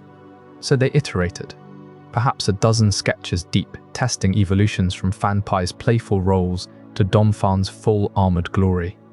By the final 1999 release, the rough-hewn Behemoth had been polished into a staple, its spirit captured but tamed, ready to roll out across stadiums and screens worldwide. What lingered in those files, though, whispers of untapped potential. A Johto where elephants reshaped the peaks, their trunks stirring whirlwinds of dust from ancient ridges. Traces of that rugged DNA echo faintly in Donphan's moveset, Earthquake to mimic its earth-shaking strides, Horn Attack channeling those primal tusks. Fans poring over the Spaceworld leak in 2018 pieced together its index number, slotted right amid the prototype mammals, a bridge between Gen 1's raw power and Gen 2's elegance. And yet, as this colossal precursor faded into refinement, the beta roster held stranger secrets still. Like the eerie aquatic chain mimicking a Poocha lineage, twisting water and savagery in ways that defy Johto's final waters. Tune in next for Chapter 14, the aquatic Poocha anomaly, where we plunge into depths that could have flooded the region with feral mystery. As the echoes of that massive, trunked behemoth fade from the Johto betas, its wild contours smoothed into Donphan's rolling tires, the code dives deeper into currents less traveled. Tucked away in the 1997 Spaceworld demo, amid the flickering prototypes of gold and silver, lies a forgotten evolutionary chain that ripples with mystery, a multi-stage watertight line fully fleshed out in sprite data and internal files, yet never destined for release. Picture the base form first, a sleek predator prowling shallow reefs. Its body hugs the water's embrace, fins slicing through unseen tides, with a low-slung frame and jagged protrusions along its back that catch the light like submerged thorns. Evolve it once, and the silhouette sharpens. Longer jaws, armored flanks rippling with scale-like patterns, a dorsal fin cresting like a warning flag. The final stage swells into something formidable, a streamlined hunter with powerful tail sweeps and eyes that gleam from murky depths, ready to lunge at passing schools or unsuspecting prey. But what arrests you here, what pulls the eye back again and again, are the haunting echoes in its design. Tilt your head, squint through the pixelated haze, and this aquatic beast stares back as Poocha, the scrappy dark type from Hoenn's Dusty Trails, released years later in Ruby and Sapphire. The same compact build, the spiky mane framing a snarling maw, those piercing, opportunistic eyes. Even the color palette whispers kinship, deep blues and silvers fading into shadowy grays, mirroring Poocha's midnight fur. It's no coincidence born of chance. The beta files preserve this watertight framework almost identically, as if Game Freak sketched one creature, then let it drift between oceans and savannas. Consider the biology that might have bound them. In this scrapped line, our anomaly thrives as an ambush king of coastal shallows, lunging from kelp forests, its thorned hide camouflaged against coral, snapping up fish or crustaceans with vise-like jaws. A water-dwelling apex scavenger, perhaps, picking over sunken wrecks or tidal carrion, its fins propelling bursts of speed through narrow crevices. Now envision that same form hauled onto land, fins receding into paws, scales toughening to fur, the aquatic grace traded for a prowling gait. Poocha emerges not as a fresh creation, but a terrestrial echo, a pack hunter turned opportunistic forager, scavenging Hoenn's grasslands under moonlit skies, its dark typing a shadow of submerged stealth. What cataclysm could drive such a shift? A receding sea in the Pokémon world, ancient coasts drying to plains, forcing this predator to adapt or perish. Jaws once for fish, now gnashing bones, eyes tuned for twilight ambushes on land. Game Freak's handiwork shines through in these transformations, a hallmark of their iterative alchemy. They don't discard, they repurpose the bones. That spiky deer from the prototypes? It bounds back as Stantler. The flying squirrel glides into a mulga half a generation later. Even Gen 1's cactus wanderer sprouts anew in Unova's deserts. This aquatic Poocha precursor fits the pattern perfectly. Its skeletal rig, the core polygon mesh of limbs and torso, lifted wholesale into the mythology line. Developers, squeezed by cartridge limits and balance tweaks, salvage what works: a versatile quadruped frame, primed for evolution, swapped from water surges to dark-type cunning. Interviews hint at it. Satoshi Tajiri and Ken Sugimori, speaking of recycling souls, from early sketches, ensuring no idea truly drowns. Yet, this anomaly lingers, a glitch in the evolutionary river. Why hide it so deep in the betas, when starters like Kurusu floated closer to the surface? Perhaps it clashed with Johto's roster, too feral for a region of misty lakes and gentle streams, or overlapped with Totodile's bite. Or maybe it swam too close to controversies, a predator too primal for young players. Whatever the reason, its presence reshapes our view of Pokemon's hidden ecology, chains that forked and faded, influences rippling across generations like tides reshaping shores.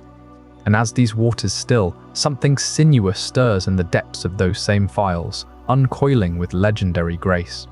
Tune in tomorrow for Chapter 15, The Elegant Serpent of the Sea, where we trace a prototype that might have rivaled the guardian of Johto's whirlpools themselves. As the beta file's watery depths yielded that peculiar dog-like swimmer echoing Hoenn's wilds, something even more enigmatic uncoiled from the shadows. A serpentine form so gracefully elongated it seemed to dance on the edge of legend. This is the Line Pokémon, a creature glimpsed only in fleeting traces from the 1997 Spaceworld demo, its body a sinuous ribbon of elegance that twisted through the code like a living current. Picture its form not as a rigid beast, but a cascade of fluid lines, scales shimmering in imagined blues and silvers, head arched high with eyes that pierce like distant stars. No bulk or ferocity here, just pure, aristocratic poise, a serpent whose every curve evoked the slow, hypnotic sway of ocean tides. Developers at Game Freak captured it in prototype sprites, barely more than wireframes and silhouettes, yet those hints alone sparked endless speculation among data miners. Why name it simply Line? Perhaps a placeholder tag slapped on during frantic early builds when Johto's roster was still a chaotic swirl of ideas, half-formed and hungry for refinement. You can almost feel the developers' awe as they sketched it, pens gliding over paper in those late-night sessions before the big restart. This wasn't some Philemon. Its proportions screamed significance, body elongating impossibly, tail fading into misty tendrils that suggested flight or submersion at will. Water-type vibes pulsed through it. Those flowing contours mirroring ancient sea dragons from folklore, the kind whispered about in Johto's misty shores.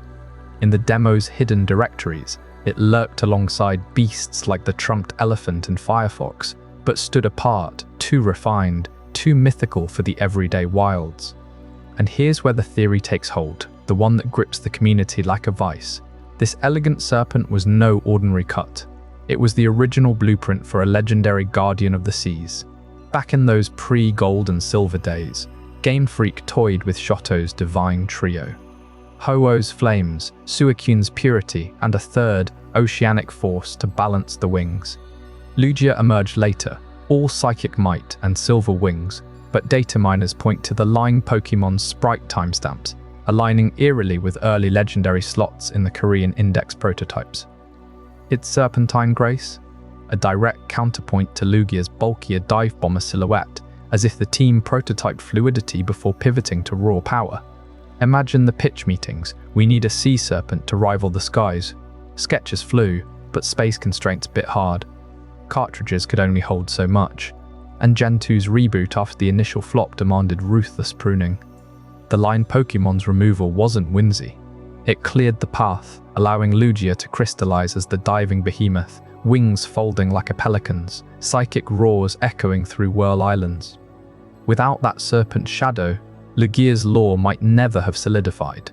The guardian plunging from storm clouds to calm, raging waves, a protector born from what was almost discarded. Yet traces lingered, visual echoes rippling forward through the generations. Look at Silvally from Sun and Moon, its sleek, chimeric body twisting with synthetic elegance, neck elongating in battle poses that mirror the lion's hypnotic coil. Or Solgaleo, the sun-eater lion with mane flowing like captured waves, its form a bolder evolution of that same serpentine DNA. Powerful yet poised, mane segments undulating as if alive.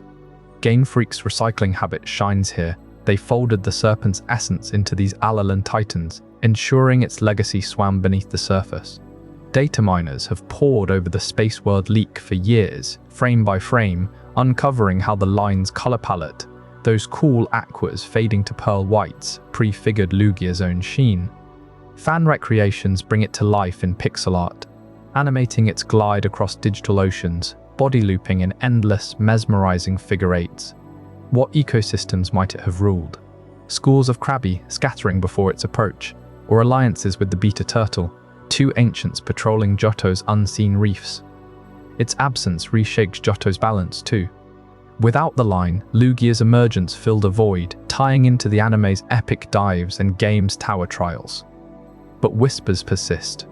What if it had stayed?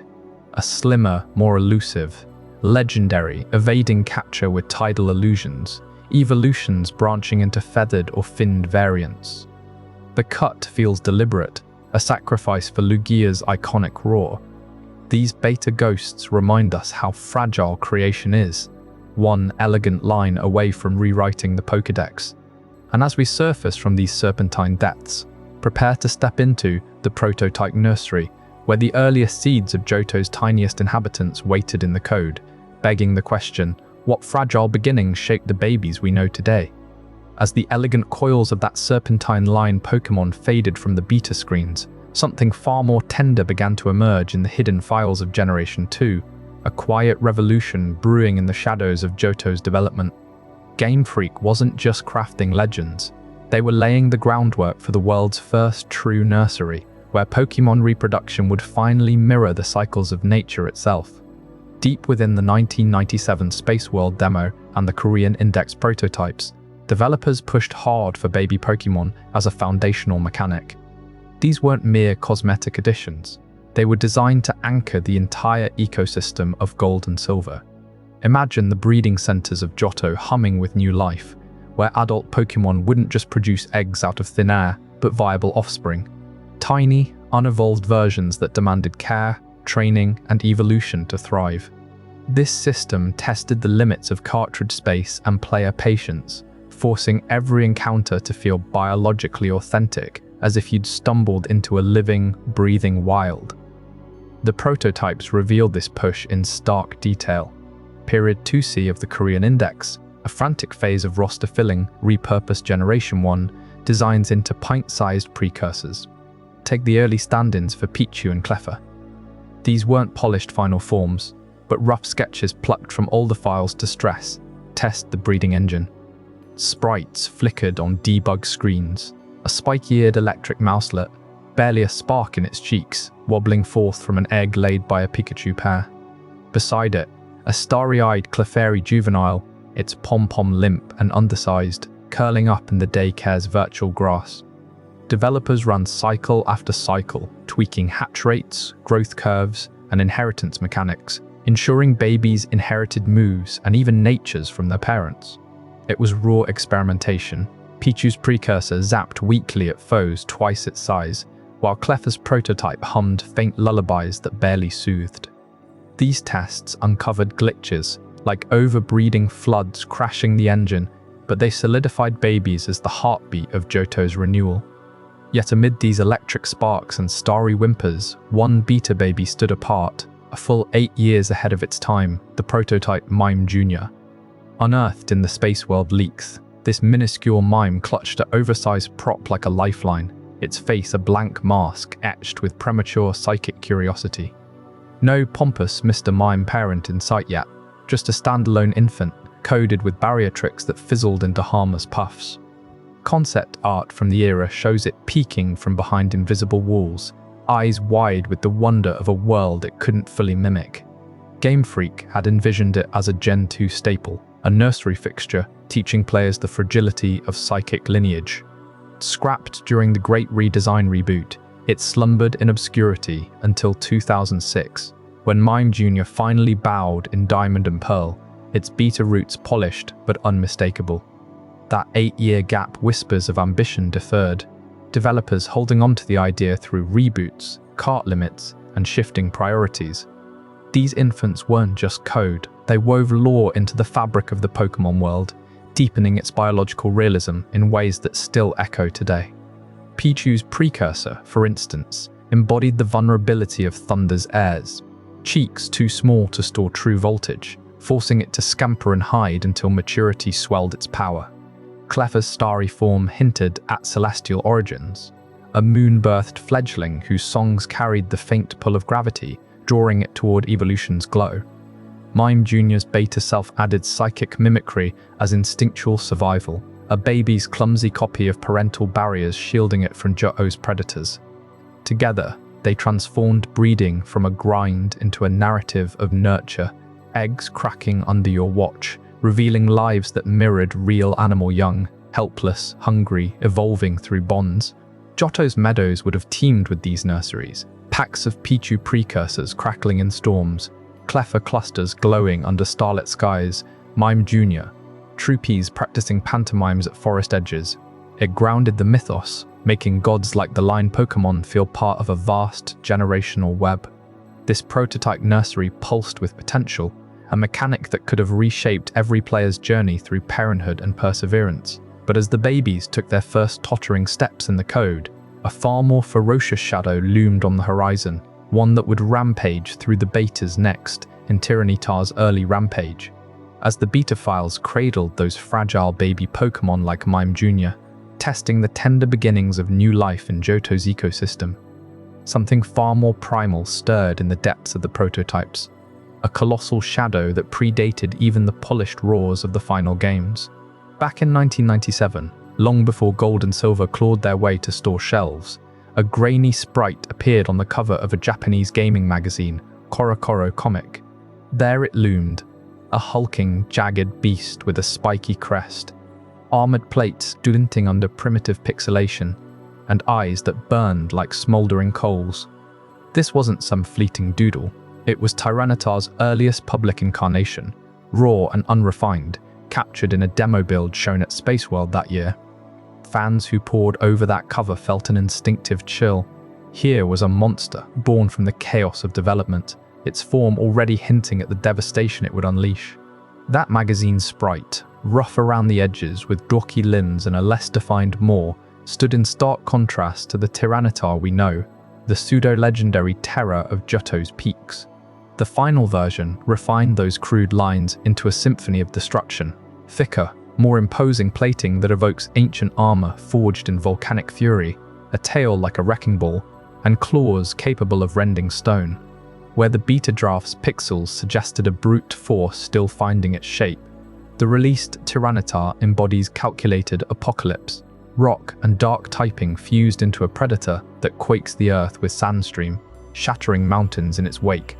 Imagine holding that magazine in your hands, the ink barely dry, unaware that this sketchy giant would evolve into a stats behemoth, boasting base 250 attack and a move pool that includes Hyper Beam, Earthquake and Crunch, turning gyms into rubble.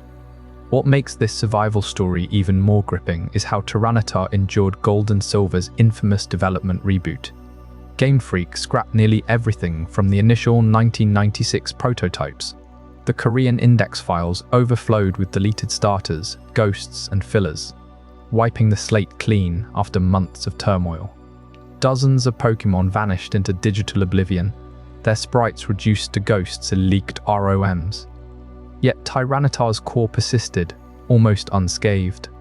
Developers like Junichi Masuda later hinted at the reset's brutality, but this beast's silhouette refused to fade. Perhaps its sheer presence demanded retention. In those early sketches, it already screamed apex predator, too iconic to discard amid the roster purge. While beasts like the Firefox or elephant precursors morphed beyond recognition, Tyrannitar's beta form lingered, tweaked just enough to fit the new vision, a testament to its unyielding design. Delve deeper into its lore, and you uncover a transformation as epic as its in-game rampage. Tyrannitar didn't burst forth fully formed. Its roots trace to humble Larvitar, a rocky pup scavenging Johto's crags, munching minerals to fuel its cocoon-like pupitar stage. But in the beta era, this lineage whispered of something wilder. That Spaceworld sprite suggested a standalone juggernaut, no evolutions attached, roaming as a singular force of nature. Post-reboot, Game Freak wove it into a full line, amplifying the drama. Larvitar hatches in dust-choked caves, evolves amid seismic throes, culminating in Tyrannitar's emergence, a cataclysm that levels peaks, as Pokédex entries attest. In Heart Gold and Soul Silver remakes, its lore expands. Ancient texts describe it rampaging across regions, mistaking power plants for prey, its footsteps triggering avalanches that reshape the land. This wasn't mere power creep, it was evolution incarnate, from a magazine's pixelated sketch to Johto's undisputed tyrant, where trainers whisper of armor Pokémon that embody raw, unstoppable geology. Picture the beta artists huddled in Game Freak's Tokyo offices, pencils scratching late into the night. The initial draft, that Gorochu cover style, captured a primal essence. Spines evoking Tyrannosaurus fused with golem-like resilience, colors muted greys and greens hinting at mountain camouflage. The reboot demanded balance. Tyrannitar's dark typing emerged to counter psychics, its rock shell to weather flames. Yet the heart remained, a destroyer whose mere presence warps weather, summoning sandstorms that blind foes for 5 turns. Leaked files from the Spaceworld demo reveal its moveset prototype, brutal, unpolished, foreshadowing the final game's thrash and body slam. It survived not by accident, but because it defined the pseudo-legendary archetype. Dragonite's successor in might, if not in flight, a ground-shaking colossus that forced the world to bend. Fans dissecting those 1998 prototypes today marvel at the continuity. The early sprite's crest, slightly asymmetrical, smoothed into perfect menace, its stance more hunched, straightened to tower over rivals. In Johto's lore, this evolution mirrors the region's rebirth. Missilva's shadow hides Larvitar nests, where the final boss awaits, Tyrannitar's roars echoing the beta chaos it outlasted. Competitive players dread its Dragon Dance sweeps, sweeping teams with stone-edge crits. But the true thrill lies in its origin, a relic from development hell, now enshrined as the king that pulverizes peaks. And as Tyrannitar's dust settles over Johto's fractured horizons, our journey through these lost designs pulls us toward even stranger fusions from later generations.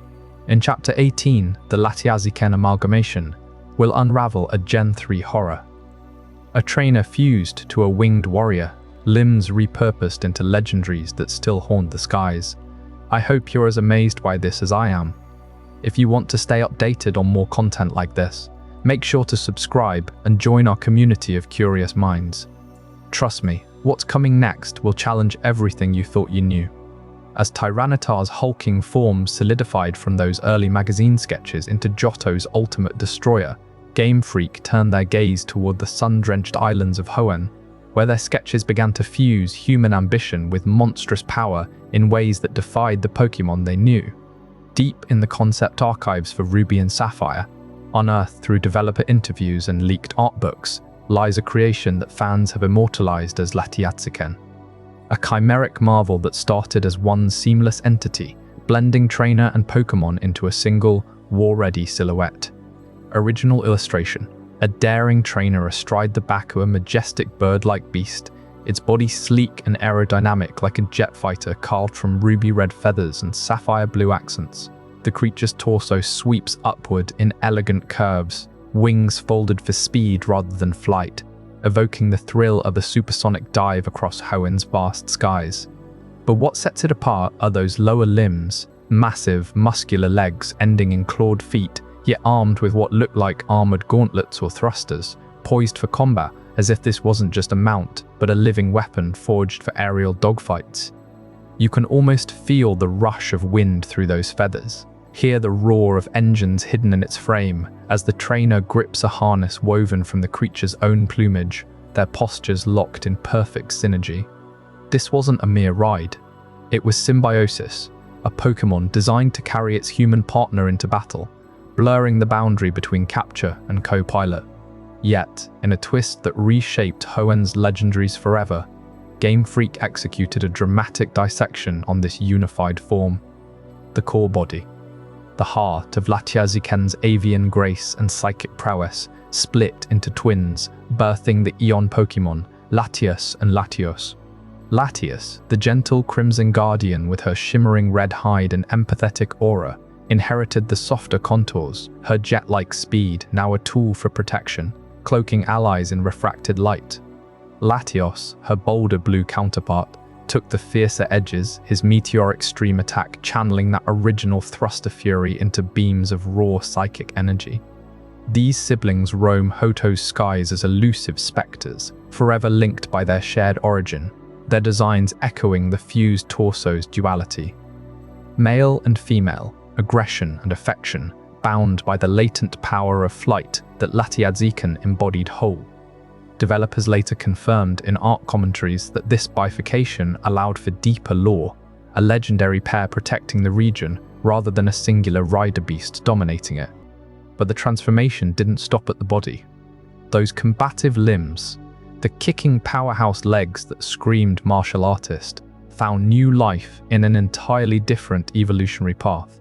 Repurposed and refined, they became the foundation for Blaziken, Hoenn's fiery starter that evolves from the chick-like Torchic through the bipedal combustion. Envision Blaziken striding into the fray, towering at over 6 feet, its thighs like coiled pistons wrapped in blazing fur, ankles flared with natural blades that ignite in battle. Those original gauntlet-like arms of Latias-Blaziken morphed into Blaziken's slashing wings and punches, fueling Blaze Kick and Sky Uppercut, moves that turn every strike into an inferno. The fire-type essence poured into this repurposed frame, transforming raw combat limbs into a pseudo-fighter whose speed rivals its legendary progenitors. This recycling wasn't accidental. It spoke to Game Freak's philosophy of conservation amid cartridge constraints, turning one scrapped hybrid into 3 icons that defined Generation 3's roster. Blaziken's aggressive stance, forever chasing the agility of its split siblings, carries echoes of that armed bird's intent to fight not just with flames, but with the precision of a mounted warrior. Fans pore over the art, tracing feather patterns from Latias's wings to Blaziken's crest, debating if faint psychic residues linger in the starter's hidden potential. What if Latias-Blaziken had survived intact? Hoenn's skies might have hosted trainer Pokémon duos as legendaries, reshaping battles into aerial cavalry charges with starters as mere footnotes. Instead, this amalgamation's legacy pulses through Ruby and Sapphire's DNA, the Eon duo soaring eternally, Blaziken igniting arenas, all fragments of a bolder vision that almost was. And while these Hoenn hybrids pushed creative boundaries, the cuts grew thornier in Generation 4, where one woolly concept sparked outright controversy over cloning ethics. A tale will unravel in Chapter 19, the Dolly sheep controversy. As the armed bird of Latias-Blaziken fades back into the unpolished lines of that Generation 3 concept sketch, carrying its unseen trainer into obscurity, we cross into the frost-tipped pastures of Generation 4's hidden archives. There, amid the prototypes for Diamond and Pearl, Game Freak sketched a sheep Pokémon that mirrored the most audacious scientific feat of its time, Dolly, the cloned ewe whose very existence ignited global firestorms. Picture the woolly form they envisioned, not some fluffy companion grazing Sinnoh's highland, but a creature born from controversy itself. This unnamed sheep drew straight from Dolly's legacy, the Finn Dorset ewe cloned in 1996 at Scotland's Roslin Institute. Scientists fused her nucleus into an emptied egg cell from a Scottish black-faced sheep, zapping it with electricity to spark division, then implanted it into a surrogate. She burst forth 6 months later, a genetic twin of her 6-year-old donor, yet born anew. By February of 1997, the world knew her name, splashed across headlines from The Guardian to The New York Times. But beneath the triumph lurked unease that would echo into Pokémon's development rooms. You can almost feel the chill in those early 2006 planning sessions at Game Freak. Dolly wasn't just a breakthrough, she was a lightning rod. Ethicists decried her as humanity's hubris, tampering with nature's blueprint, risking malformed clones. Her own telomeres were prematurely shortened, hinting at accelerated aging. Animal rights groups protested the hundreds of failed embryos discarded along the way, silent casualties in the pursuit of immortality. Religious leaders invoked playing God. While governments scrambled, the United States pondered bans, Europe tightened cloning directives, and Japan itself grappled with bioethics committees warning of slippery slopes toward human applications. Dolly lived just 6 short years, euthanized in 2003 amid arthritis and lung disease, her taxidermied body now displayed like a cautionary relic at the National Museum of Scotland. Game Freak, ever attuned to their audience's pulse, recognized the powder keg. Pokémon thrives on wonder, not to vision monsters you befriend, not debate in UN halls. This sheep, with its implied theme of artificial birth, duplication, perhaps even evolutionary branching through cloning mechanics, hit too close to those 1996 debates still smoldering. Developers whispered of scrapped files where she might evolve via some lab-like item, mirroring real-world somatic cell nuclear transfer, her fleece perhaps shimmering with unnatural sheen to nod at genetic tweaks. But controversy loomed larger than any Pokédex entry. Enter Junichi Masuda and Ken Sugimori, the visionaries steering Diamond and Pearl. In rare interviews, like those archived in 2018 fan dissections of beta leaks, they revealed the tightrope walk of real-world inspiration. Masuda spoke of sifting inspirations through a cultural filter, ensuring no Pokémon echoed tabloid tempests or sparked playground arguments. Sugimori, the artist whose brush birthed icons from Bulbasaur to Lucario, admitted to shelving designs that tugged too hard at contemporary nerves. For this sheep, the cloning motif, fresh in memory, raw with ethical barbs, proved the breaking point.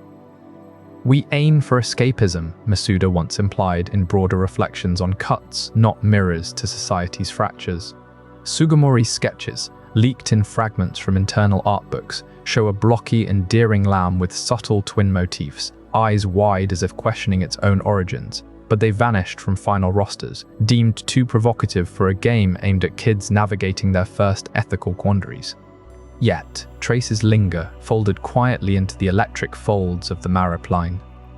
Think of it, Marip, the golden-fleeced wool ball introduced back in Generation 2, but refined in Sinnoh's Generation 4 Spotlight. Her static charged coat, evolving into Flaffy's pink puff, and Amphiros's lighthouse mane, whispers of unnatural energy, perhaps a sanitized echo of Dolly's engineered spark. Fans pore over beta files, noting how Marip's Pokédex lore hints at wool that stores electricity, a far cry from cloning but evocative of bioelectric jolts used in Dolly's creation. Ampharos, towering and luminous, could be that scrapped sheep's beacon-like finale, its megaform in later games, amplifying the glow as if illuminating hidden origins.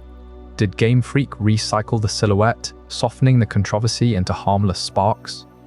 Prototypes suggest yes. Early Marip variants in Korean leaks bear uncanny ovine contours, shorn of any lab-born stigma. This quiet repurposing reveals Game Freak's alchemy turning potential pitfalls into enduring favorites.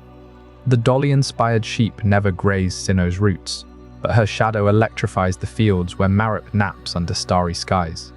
What if she'd made it, challenging players to raise a Pokémon aware of its duplicated soul, her moveset twisting ethics into battles? Those ethical echoes would ripple further into Unova's shifting sands, where Stunfisk burrowed through type upheavals and forgotten forms, waiting just beyond the horizon. As the ethical storm over that cloned sheep faded from Sinnoh's shadowed pastures, Game Freak turned their gaze eastward to Unova, where the winds of change carved deeper scars into the Pokémon world. Here, in the 5th generation, they didn't just scrap a design. They rebuilt one from the ocean floor, twisting its very essence to serve the game's hidden machinery. Stunfisk entered development as a bizarre predator of the shallows, a goosefish straight out of abyssal nightmares. Picture its original form, a water and electric type, lurking in coastal trenches with a gaping maw lined in needle teeth, its body a mottled camouflage of sandy browns and electric blues, pulsing with bioluminescent lures to draw in prey. Goosefish, in our world, ambush from the sediment, their Elysium, a fleshy bait dangling from the head, mimicking smaller fish to strike with ferocious speed. Game Freak captured that perfectly, envisioning Stunfisk as a bottom dweller, shocking schools of minnows before swallowing them whole, its electric discharges rippling through saltwater like veins of lightning.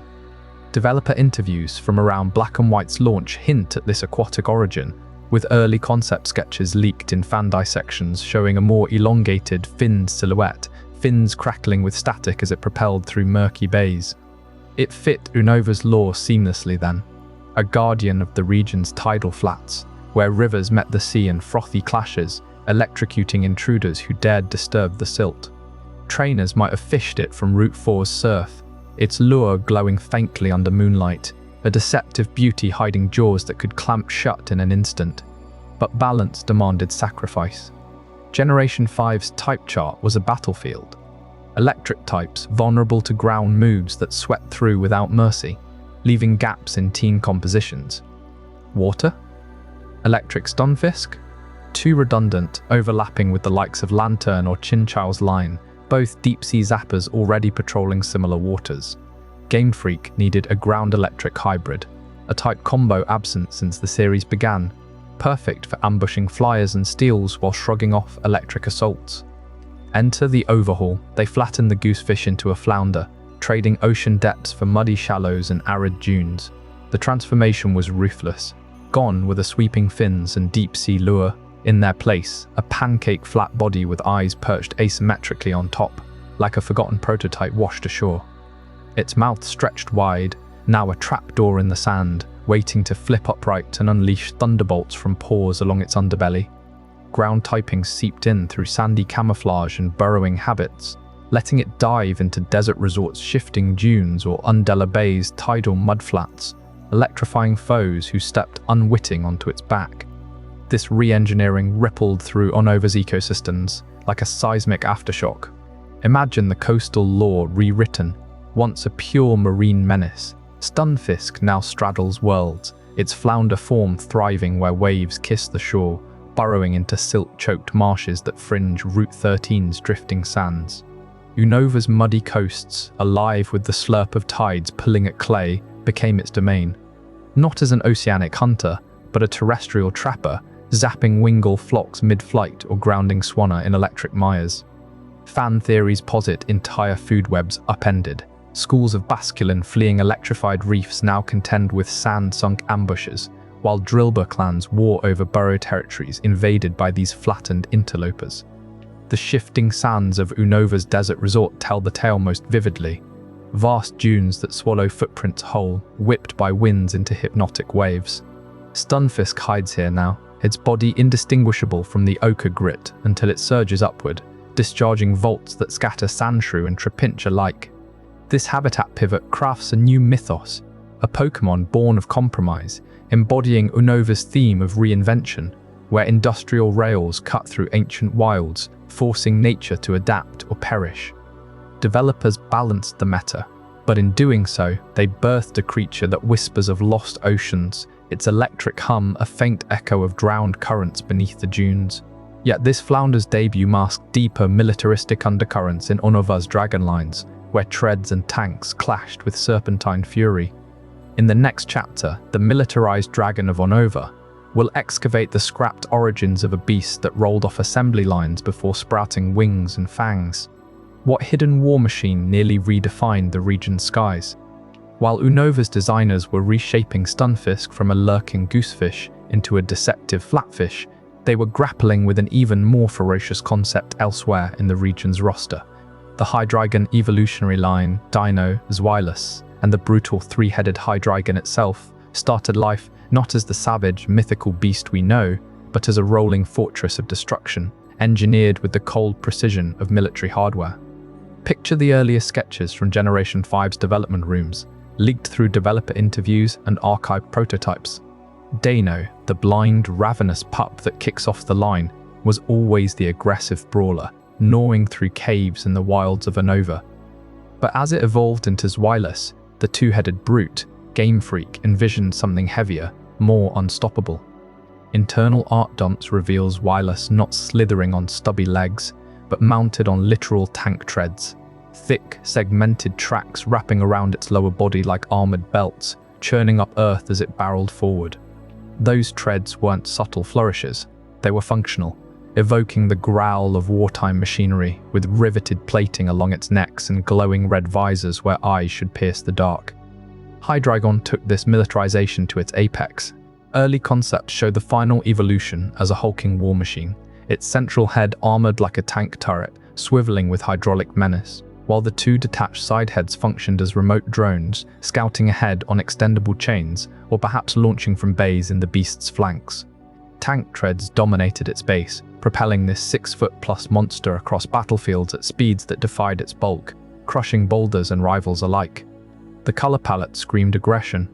Matte gunmetal grays, hazard orange accents on the treads, and exhaust vents belching smoke from overtaxed engines hidden within its draconic frame.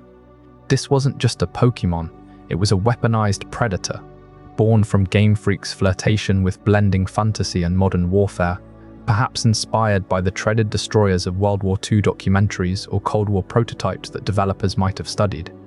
Developer Junichi Masuda later alluded to these roots in interviews around Black and White's release in 2010, noting how the team pushed boundaries with mechanical motifs to capture Unova's industrial edge, the region's towering skyscrapers and subway systems mirroring the dragon's armored forms. Zweilous' dual heads would snap in unison, coordinating like gunners in a turret, while Hydreigon's tri-headed assault evoked a mobile command center directing chaos with ruthless efficiency. Fans piecing together these scraps from art books and data-mined files imagine battles where Hydreigon's treads leave scarred craters in Victory Road, its roar blending with the mechanical whine of grinding gears. Yet, as promising as this tank dragon sounded for a pseudo-legendary powerhouse, Game Freak pulled the brakes, literally. The militaristic theme clashed too sharply with Pokémon's core ethos of living creatures in harmony with nature, even in a region as urban as Unova. Internal playtests reportedly highlighted the disconnect. A treaded dragon felt too artificial, too much like a robot invasion rather than a wild terror evolving in hidden layers. Balance issues crept in too. Those treads suggested impossible terrain dominance, potentially overshadowing other ground types, while the war machine aesthetic risked alienating younger players with its grim, post-apocalyptic vibe. The pivot came swiftly, drawing from Japan's ancient myths to rebirth the line as something primal and organic. Hydreigon's final form channels the Yamata no Orochi, the 8-headed serpent slain by the storm god Susanoo in Shinto lore, a rampaging force of nature, not nuts and bolts. Game Freak stripped the treads, reshaping Zweilous into a hulking, leg-bound crawler with raw, muscular haunches that propel it through caves on sheer power. Hydreigon's heads became fully biological horrors, the central maw a yawning abyss of fangs, the side heads winged harbingers detaching for aerial strikes, their black scales glistening like oil-slicked hides under moonlight. This shift transformed the line from a mechanical weapon into a biological terror, amplifying its menace in ways steel could never match. No longer confined by treads, Hydreigon soars on leathery wings, its 3 heads weaving independent attacks. Dragon Pulse from the core, Dart Pulse from the flanks, in a frenzy that feels alive, unpredictable, hungry. In the lore, it's no factory-forged killer, but a cave-born abomination, blind dino packs merging into Zweilous jewels, culminating in Hydreigon's rampage that levels mountains. Ecologically, this makes perfect sense for Unova's rugged wilds, a predator that evolves through cannibalistic fury, its brutality rooted in survival, not schematics. The scrap tank design would have locked it into industrial zones, a relic of human war echoing through Pokémon battles. Instead, the Orochi inspiration unleashes a timeless monster, evading trainers in Reversal Mountain's depths, its roars echoing like thunderclaps from myth. The change rippled through gameplay too. Final Hydreigon's brutal special attack stat, paired with Levitate negating ground weaknesses, turns it into a skyborne apocalypse, outpacing any treaded predecessor. Players who faced it in competitive play know the dread, those floating heads circling like vultures, striking without warning. Without the militaristic baggage, Hydreigon slots seamlessly into Unova's dragon-heavy ecosystem, rivaling Haxorus and Drudigan as a force of untamed evolution. But Unova's design overhauls didn't stop with dragons shedding their armor. Lurking in the same Generation 5 files are the original sketches of the red and blue demons, twin forces of Storm and Fury, whose demonic forms were tamed just in time to avoid chaos in the roster. While Hydreigon's brutal tank treads were filed away for a more serpentine fury, Unova's creative storms raged on with the forces of nature themselves, Tornadus and Thundurus, whose earlier sketches emerged not as the ethereal genies we know, but as raw, snarling demons straight from some primordial abyss. Picture those prototype sheets, unearthed from Game Freak's internal archives and developer whispers. Tornadus, cloaked in crimson fury, his body a twisted mass of jagged horns curling like infernal barbs, eyes glowing with hellfire rage, wings frayed and bat-like, evoking a tempest born in the underworld's forge. Thundurus mirrored him in sapphire savagery, azure skin etched with lightning scars, a crown of razor horns piercing the air, his form hulking and thunderous, as if he'd clawed his way up from chthonic depths to unleash electric apocalypse. These weren't playful spirits of the wind and storm, they were Oni-like fiends, red and blue harbingers of destruction, their designs pulsing with yokai menace that could have redefined legendary terror. Yet as these demonic twins took shape in the black and white beta phases around 2009 to 2010, a clash brewed in the studios. Sork and Throw, the fighting duo meant to embody disciplined martial rivalry, had unwittingly wandered into the same chromatic nightmare. Throw, the burly grappler in deep red, sported horned brows and a demonic grimace that screamed sumo demon from ancient Japanese folklore. Sork, his lithe blue counterpart, flexed with oni spikes and a feral scowl, their palettes and horn motifs overlapping so fiercely that Tornadus and Thundurus risked blending into mere palette swaps of these gym brawlers. Developers panicked. How could sky-shattering legendaries share the spotlight with dojo grunts?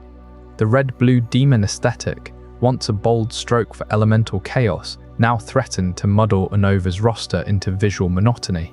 The compromise that saved them was as bizarre as it was desperate, a frantic horn swap literally.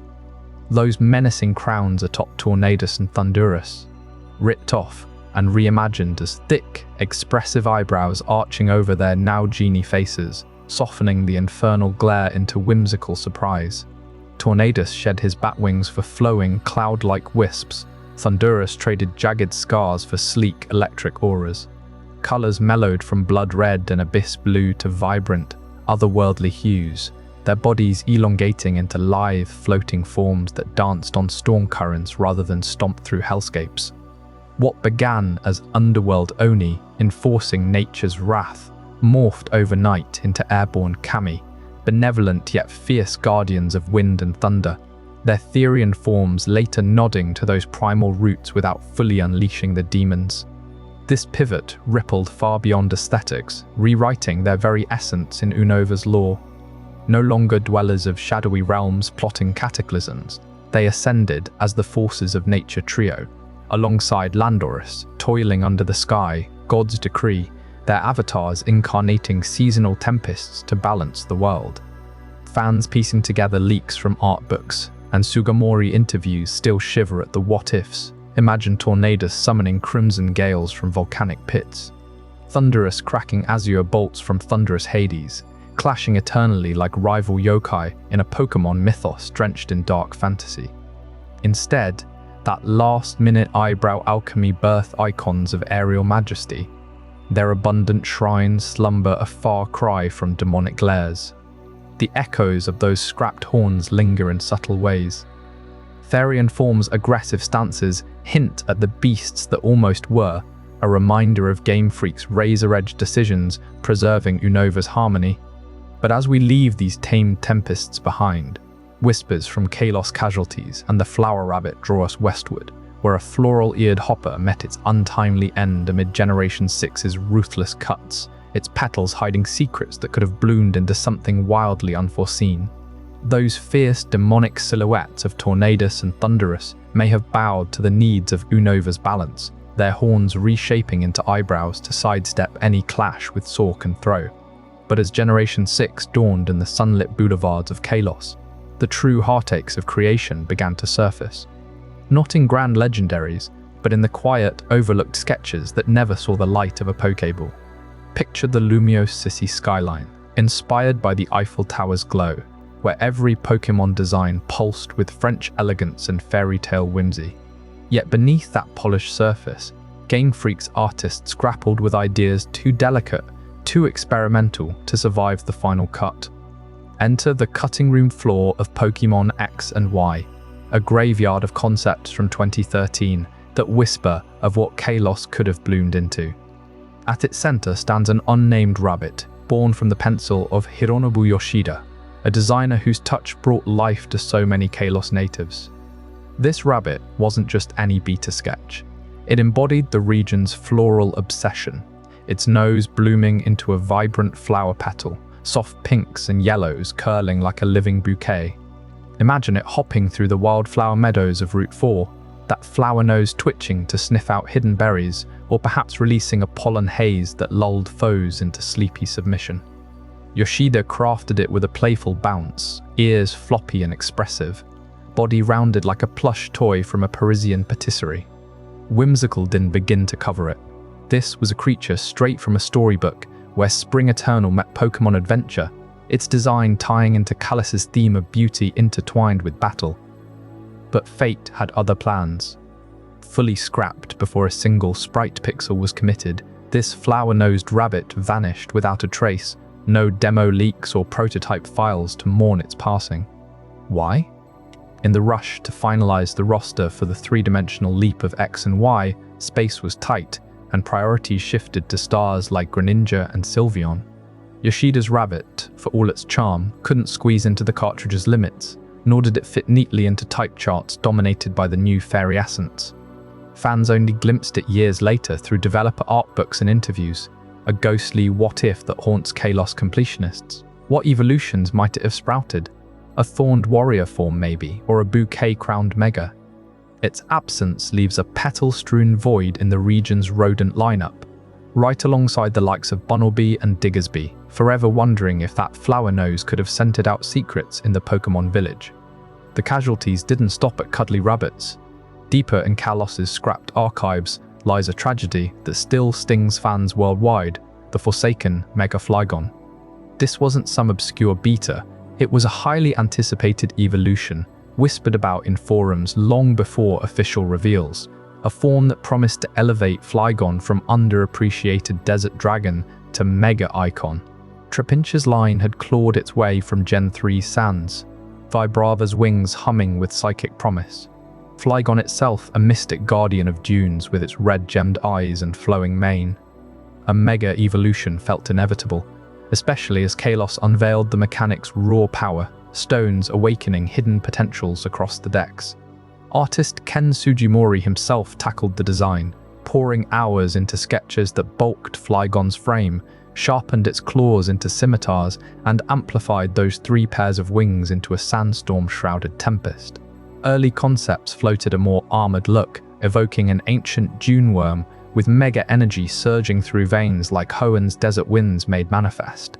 Fans dreamed of it dominating competitive battles, ground and dragon types fused with boosted speed to outpace even Mega Salamence. But then, artist block struck, a cruel stall where every iteration felt off, disproportionate, unable to capture Flygon's graceful ferocity without tipping into clumsiness. Interviews later revealed the heartbreak, the team agonized over it, prototypes tested in internal builds, but no version clicked. Scrapped entirely, Mega Flygon joined the ranks of unmade Megas, like Mega Mawil's siblings, or 2 similar alternates. Its absence echoes in Flygon's perpetual mid-tier status, a Pokémon that mains rally behind with chance of justice for Flygon. Yet the lore implications run deeper, tying straight into Kalos' core mystery, the infinite energy of Mega Evolution. You see, Mega Evolution wasn't mere power-up. It was a cataclysmic force, born from the ultimate weapon's remnants, that essence of life and destruction scattered across the region. AZ's ancient war machine, forged to revive his Floette, splintered into megastones upon defeat, each harboring a fragment of that boundless vitality. But what of the energies that found no host? Mega Flygon's abandonment suggests untethered power drifting through Kalos's skies, perhaps fueling anomalous events like the unseen auras in Glittering Cave or the fairy lights of Shabano Castle. Imagine rogue mega-energies seeking vessels in vain, causing Flygon wilds to exhibit fleeting mega-traits, wings briefly tripling, roars shaking mirages, only to fade, leaving trainers puzzled. This unclaimed force ripples through the ecosystem. Kalos Pokémon evolved around mega compatibility, from Lucario's Aura Mastery to Charizard's Dual Flames, but Flygon's slot remained empty, a vacuum where desert lore hungered for expansion. Did that flower rabbit ever brush against it, its pollen mingling with mega sparks for a floral mega unforeseen? Or does the energy linger, awaiting a future game to claim its dragon? These questions paint Kalos not as a finished masterpiece, but a canvas with erased strokes, inviting us to ponder the paths not taken. And as these Kalos casualties fade into memory, their echoes resurface in patterns too deliberate to ignore, leading us straight into Chapter 24, the grand recycling of nature, where Game Freak's most audacious act of resurrection turns scrapped dreams into living legacies you won't believe survived the abyss. While Hironobu Yoshida's flower-nosed rabbit vanished entirely from Kalos's meadows, never to sprout again, some scrapped visions from Pokémon's dawn endured far longer, patiently reshaping themselves across generations until they finally took root in the wild. Take the humble cactus Pokémon, one of the very first ideas sketched during the cramped development of the original Generation 1 games back in 1996. Game Freak's team, squeezed by the era's tiny cartridge limits, had to slash dozens of monsters to fit the final roster. This spiky desert dweller, glimpsed only in prototype files and early concept notes, never made the cut, its prickly form deemed too bulky for the storage constraints of red and green. Yet it lingered in the shadows, a dormant seed waiting for fertile ground. Fast forward to Hoenn in Generation 3, 2002, where the sun-baked sands of Route 111 finally welcomed its rebirth as Cacnea. Picture it. A grinning, arm-waving cactus with needle arms that hugs its trainer in a painfully affectionate embrace, evolving into the towering, shadowy Cacturne under the cover of night. No coincidence here. The design echoes beat for beat those lost Generation 1 prototypes, from the humanoid stance to the thorny silhouette. Game Freak didn't forget. They recycled, letting the idea bloom where technology and regional lore allowed it to thrive without compromise. This isn't isolated serendipity. Consider the beta-flying squirrel from the 1997 Spaceworld demo of Gold and Silver. Leaked files from that playable prototype reveal a gliding rodent, furry ears spread wide like makeshift wings, zipping through Johto's treetops in early builds. Development reboots and roster overhauls grounded it permanently back then, another casualty of the grind to finalize Generation 2 by 1999. But over a decade later, in Unova's windswept cliffs of Generation 5, it soared anew as a Mulga, a pink-cheeked, membrane-winged patroller that generates sparks mid-flight, storing electricity in its pouch for sudden bursts of speed. Emolga doesn't just resemble that squirrel, it embodies it, down to the playful aerial acrobatics and the way it clings to branches with tiny paws. Game Freak's iterative process turned scrapped beta assets into polished stars, proving their concept graveyard is more like a compost heap, rich with potential for future growth. Now, weave this into the Pokémon world's own lore, and a tantalizing theory emerges: convergent evolution. In the game's canon, Pokémon arise independently in response to their environments, mirroring real-world biology where similar pressures forge alike forms across distant eras. That Generation 1 cactus, cut from Kanto's prototype deserts, converges in Hoenn's arid expanses because the needs of spiky survival water conservation, needle defense demand it. The squirrel's glider instincts, shelved from Johto Betas, re-emerge in Unova's high altitudes, where gliding between plateaus becomes not just viable, but essential. This isn't mere developer convenience, it's a narrative echo of nature's persistence. Imagine the Pokédex entries whispering of ancient lineages resurfacing, Cacnea's nomadic tribes wandering Hoenn dunes, descendants of forgotten Kanto prototypes, Emolga's flocks riding unover thermals, kin to Johto's lost gliders. Game Freak's constraints, those brutal cartridge caps, demo deletions, and balance tweaks, weren't endings. They were evolutionary bottlenecks, forcing ideas into dormancy until new hardware and regions provided the perfect niche. Look broader, and the pattern saturates the series. That unnamed turtle from Spaceworld's beta seas, with its dome-shelled prehistoric bulk, resurfaces millennia later as Tortuga in Generation 5's prehistoric ruins, revived through the relic castle's fossil lore. The elephant precursor, trunk swinging in early gold sketches, stomps into finality as Donphan, rolling across Johto plains. Even the water starter chain, Poochiana-esque swimmers from Korean index prototypes, ripple into Generation 3's aquatic lines. Each delay builds biodiversity. Kanto's sparsity yields to Johto's expansions, Hoenn's tropics, Unova's contrasts. Past cuts seeding richer ecosystems. These recyclings reveal Game Freak's relentless alchemy. Space Limits in 1996 birthed Hoenn's verdant variety. Demo Wipes in 1997 fueled Unova's innovative flyers. What seemed like loss was gestation, ideas mutating through developer interviews, leaked sprites, and quiet reboots until they fit seamlessly into the lore. The Pokémon world grows not despite these scraps, but because of them. Convergent paths where old concepts evolve into the backbone of new regions. And as we trace this grand recycling to its philosophical core, we arrive at the lingering question of what dreams these lost Pokémon still harbor, waiting in the code's deepest files. Tune in next for Chapter 25, The Endless Dream of the Lost Pokémon, where we'll uncover visions that refuse to fade entirely.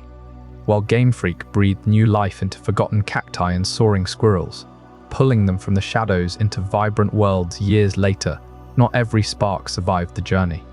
Some Pokémon slipped away entirely, preserved only in the quiet archives of prototype files, their forms frozen in time like echoes from a half-remembered dream. These lost souls whisper through the code of early builds, untouched by the final polish of release. Take the featureless seal that was once Kurusu, the water starter from the 1997 Spaceworld demo, gliding silently in beta screenshots with a sleek, almost ethereal simplicity. No fierce jaws or armored hide, just a pure, undulating grace meant to bond with young trainers in Johto's misty shores. It never surfaced, yet in those hidden files it swims endlessly, unburdened by evolutions or battles, a perpetual ripple across digital waves. Or picture Twins, the original two-headed ghost haunting the gold and silver betas, its forms twisting through multiple redesigns before fading into obscurity, leaving only faint traces in Wobbuffet's patient vigil. These prototypes hold infinite branches. What if the spiky deer from Generation 1's unused slots had bounded into forests, antlers crackling with untamed energy? What hidden evolutions might the crocodile-basilisk hybrid have unleashed, its scales shimmering under Kanto suns that never rose on it? The calming pull of these lost Pokémon lies in their untouched potential, realms where ecosystems unfold without constraint. No type charts to balance them, no cartridge limits to prune their lines, just boundless what-ifs blooming in the silence of scrap data. A Firefox curls by unseen hearths, its flames dancing free from Vulpix's lineage. An unnamed turtle drifts in prehistoric depths, dome shell echoing through currents that carried no quests. They exist in prototype limbo, where every possibility stretches forever, a soothing infinity that invites you to wander without end. Then came the Spaceworld leaks in 2018, a digital unearthed treasure from that 1997 demo, spilling over 100 altered sprites and forgotten designs into the light. For decades, playground whispers had swirled, tales of bizarre starters, ghostly twins, elephant precursors thundering across unfinished maps. Kids traded rumors of a seal that could flood rivers, a line of serpentine legendaries coiling like living rivers, all dismissed as myths born from magazine glimpses and half-seen footage. Those leaks turned folklore into fact, validating the hazy memories that fueled childhood imaginations. The Korean index prototypes echoed the revelation, unveiling Poocha-kun's playful bounds, Jopin's watery dives, Mekon's elusive spark creatures deleted in development reboots, yet alive in files that proved the rumors true. Suddenly, the Beta Mime Jr., sketched 8 years before its official kin, wasn't vapor, it was real, a baby mimic peeking from the code's cradle. The flying squirrel's wings, the deer's watchful gaze, the water chain's elusive flow all confirmed, bridging the gap between whispered secrets and solid data. You can almost hear the collective sigh of longtime fans, those playground storytellers now armed with sprites and disassembly logs, piecing together what might have been. The elephant that birthed Donphan's lineage, the Firefox's untamed blaze, each leak a thread-weaving rumor into reality, quieting doubts while igniting deeper wonder. Yet for all this discovery, no official missing lore binds these phantoms to the canon. Game Freak offers no tales of exiled realms or banished evolutions. The prototypes stand as development artifacts, not hidden canon. That's where you come in. The fans, the analysts, the dreamers, who breathe vitality into the void. Through forums and deep dives, you've mapped their types, sketched their cries, debated their places in Johto's wilds or Kanto's fringes. Fan art revives Kurusu's dives. Animations grant twins ethereal motion. Theories link the line. Pokémon's serpentine elegance to legends that soared away. Your passion keeps them stirring, not as ghosts, but as living possibilities, ecosystems thriving in the spaces between releases. The cactus that waited generations, the sheep too bold for its time. They remind us how fan lore fills the gaps, turning data dust into vibrant habitats. In the end, these lost Pokémon rest in parallel worlds, slumbering within the code's deepest folds. Hidden ecosystems pulse there eternally. Herds of prototype deer grazing starlit meadows, turtle shells echoing through abyssal calms, ghostly heads whispering forgotten riddles. They dream without awakening, infinite and serene, a gentle reminder that every cut birthed a universe untrod. Let their quiet reverie lull you now as the files hum with unspoken stories, forever just beyond the screen's glow. What did you think of this journey? I'd love to hear your thoughts in the comments below. If this changed your perspective or taught you something new, consider subscribing for more mind-expanding content. And if you know someone who would find this as fascinating as you did, share it with them. These are the kind of conversations that matter.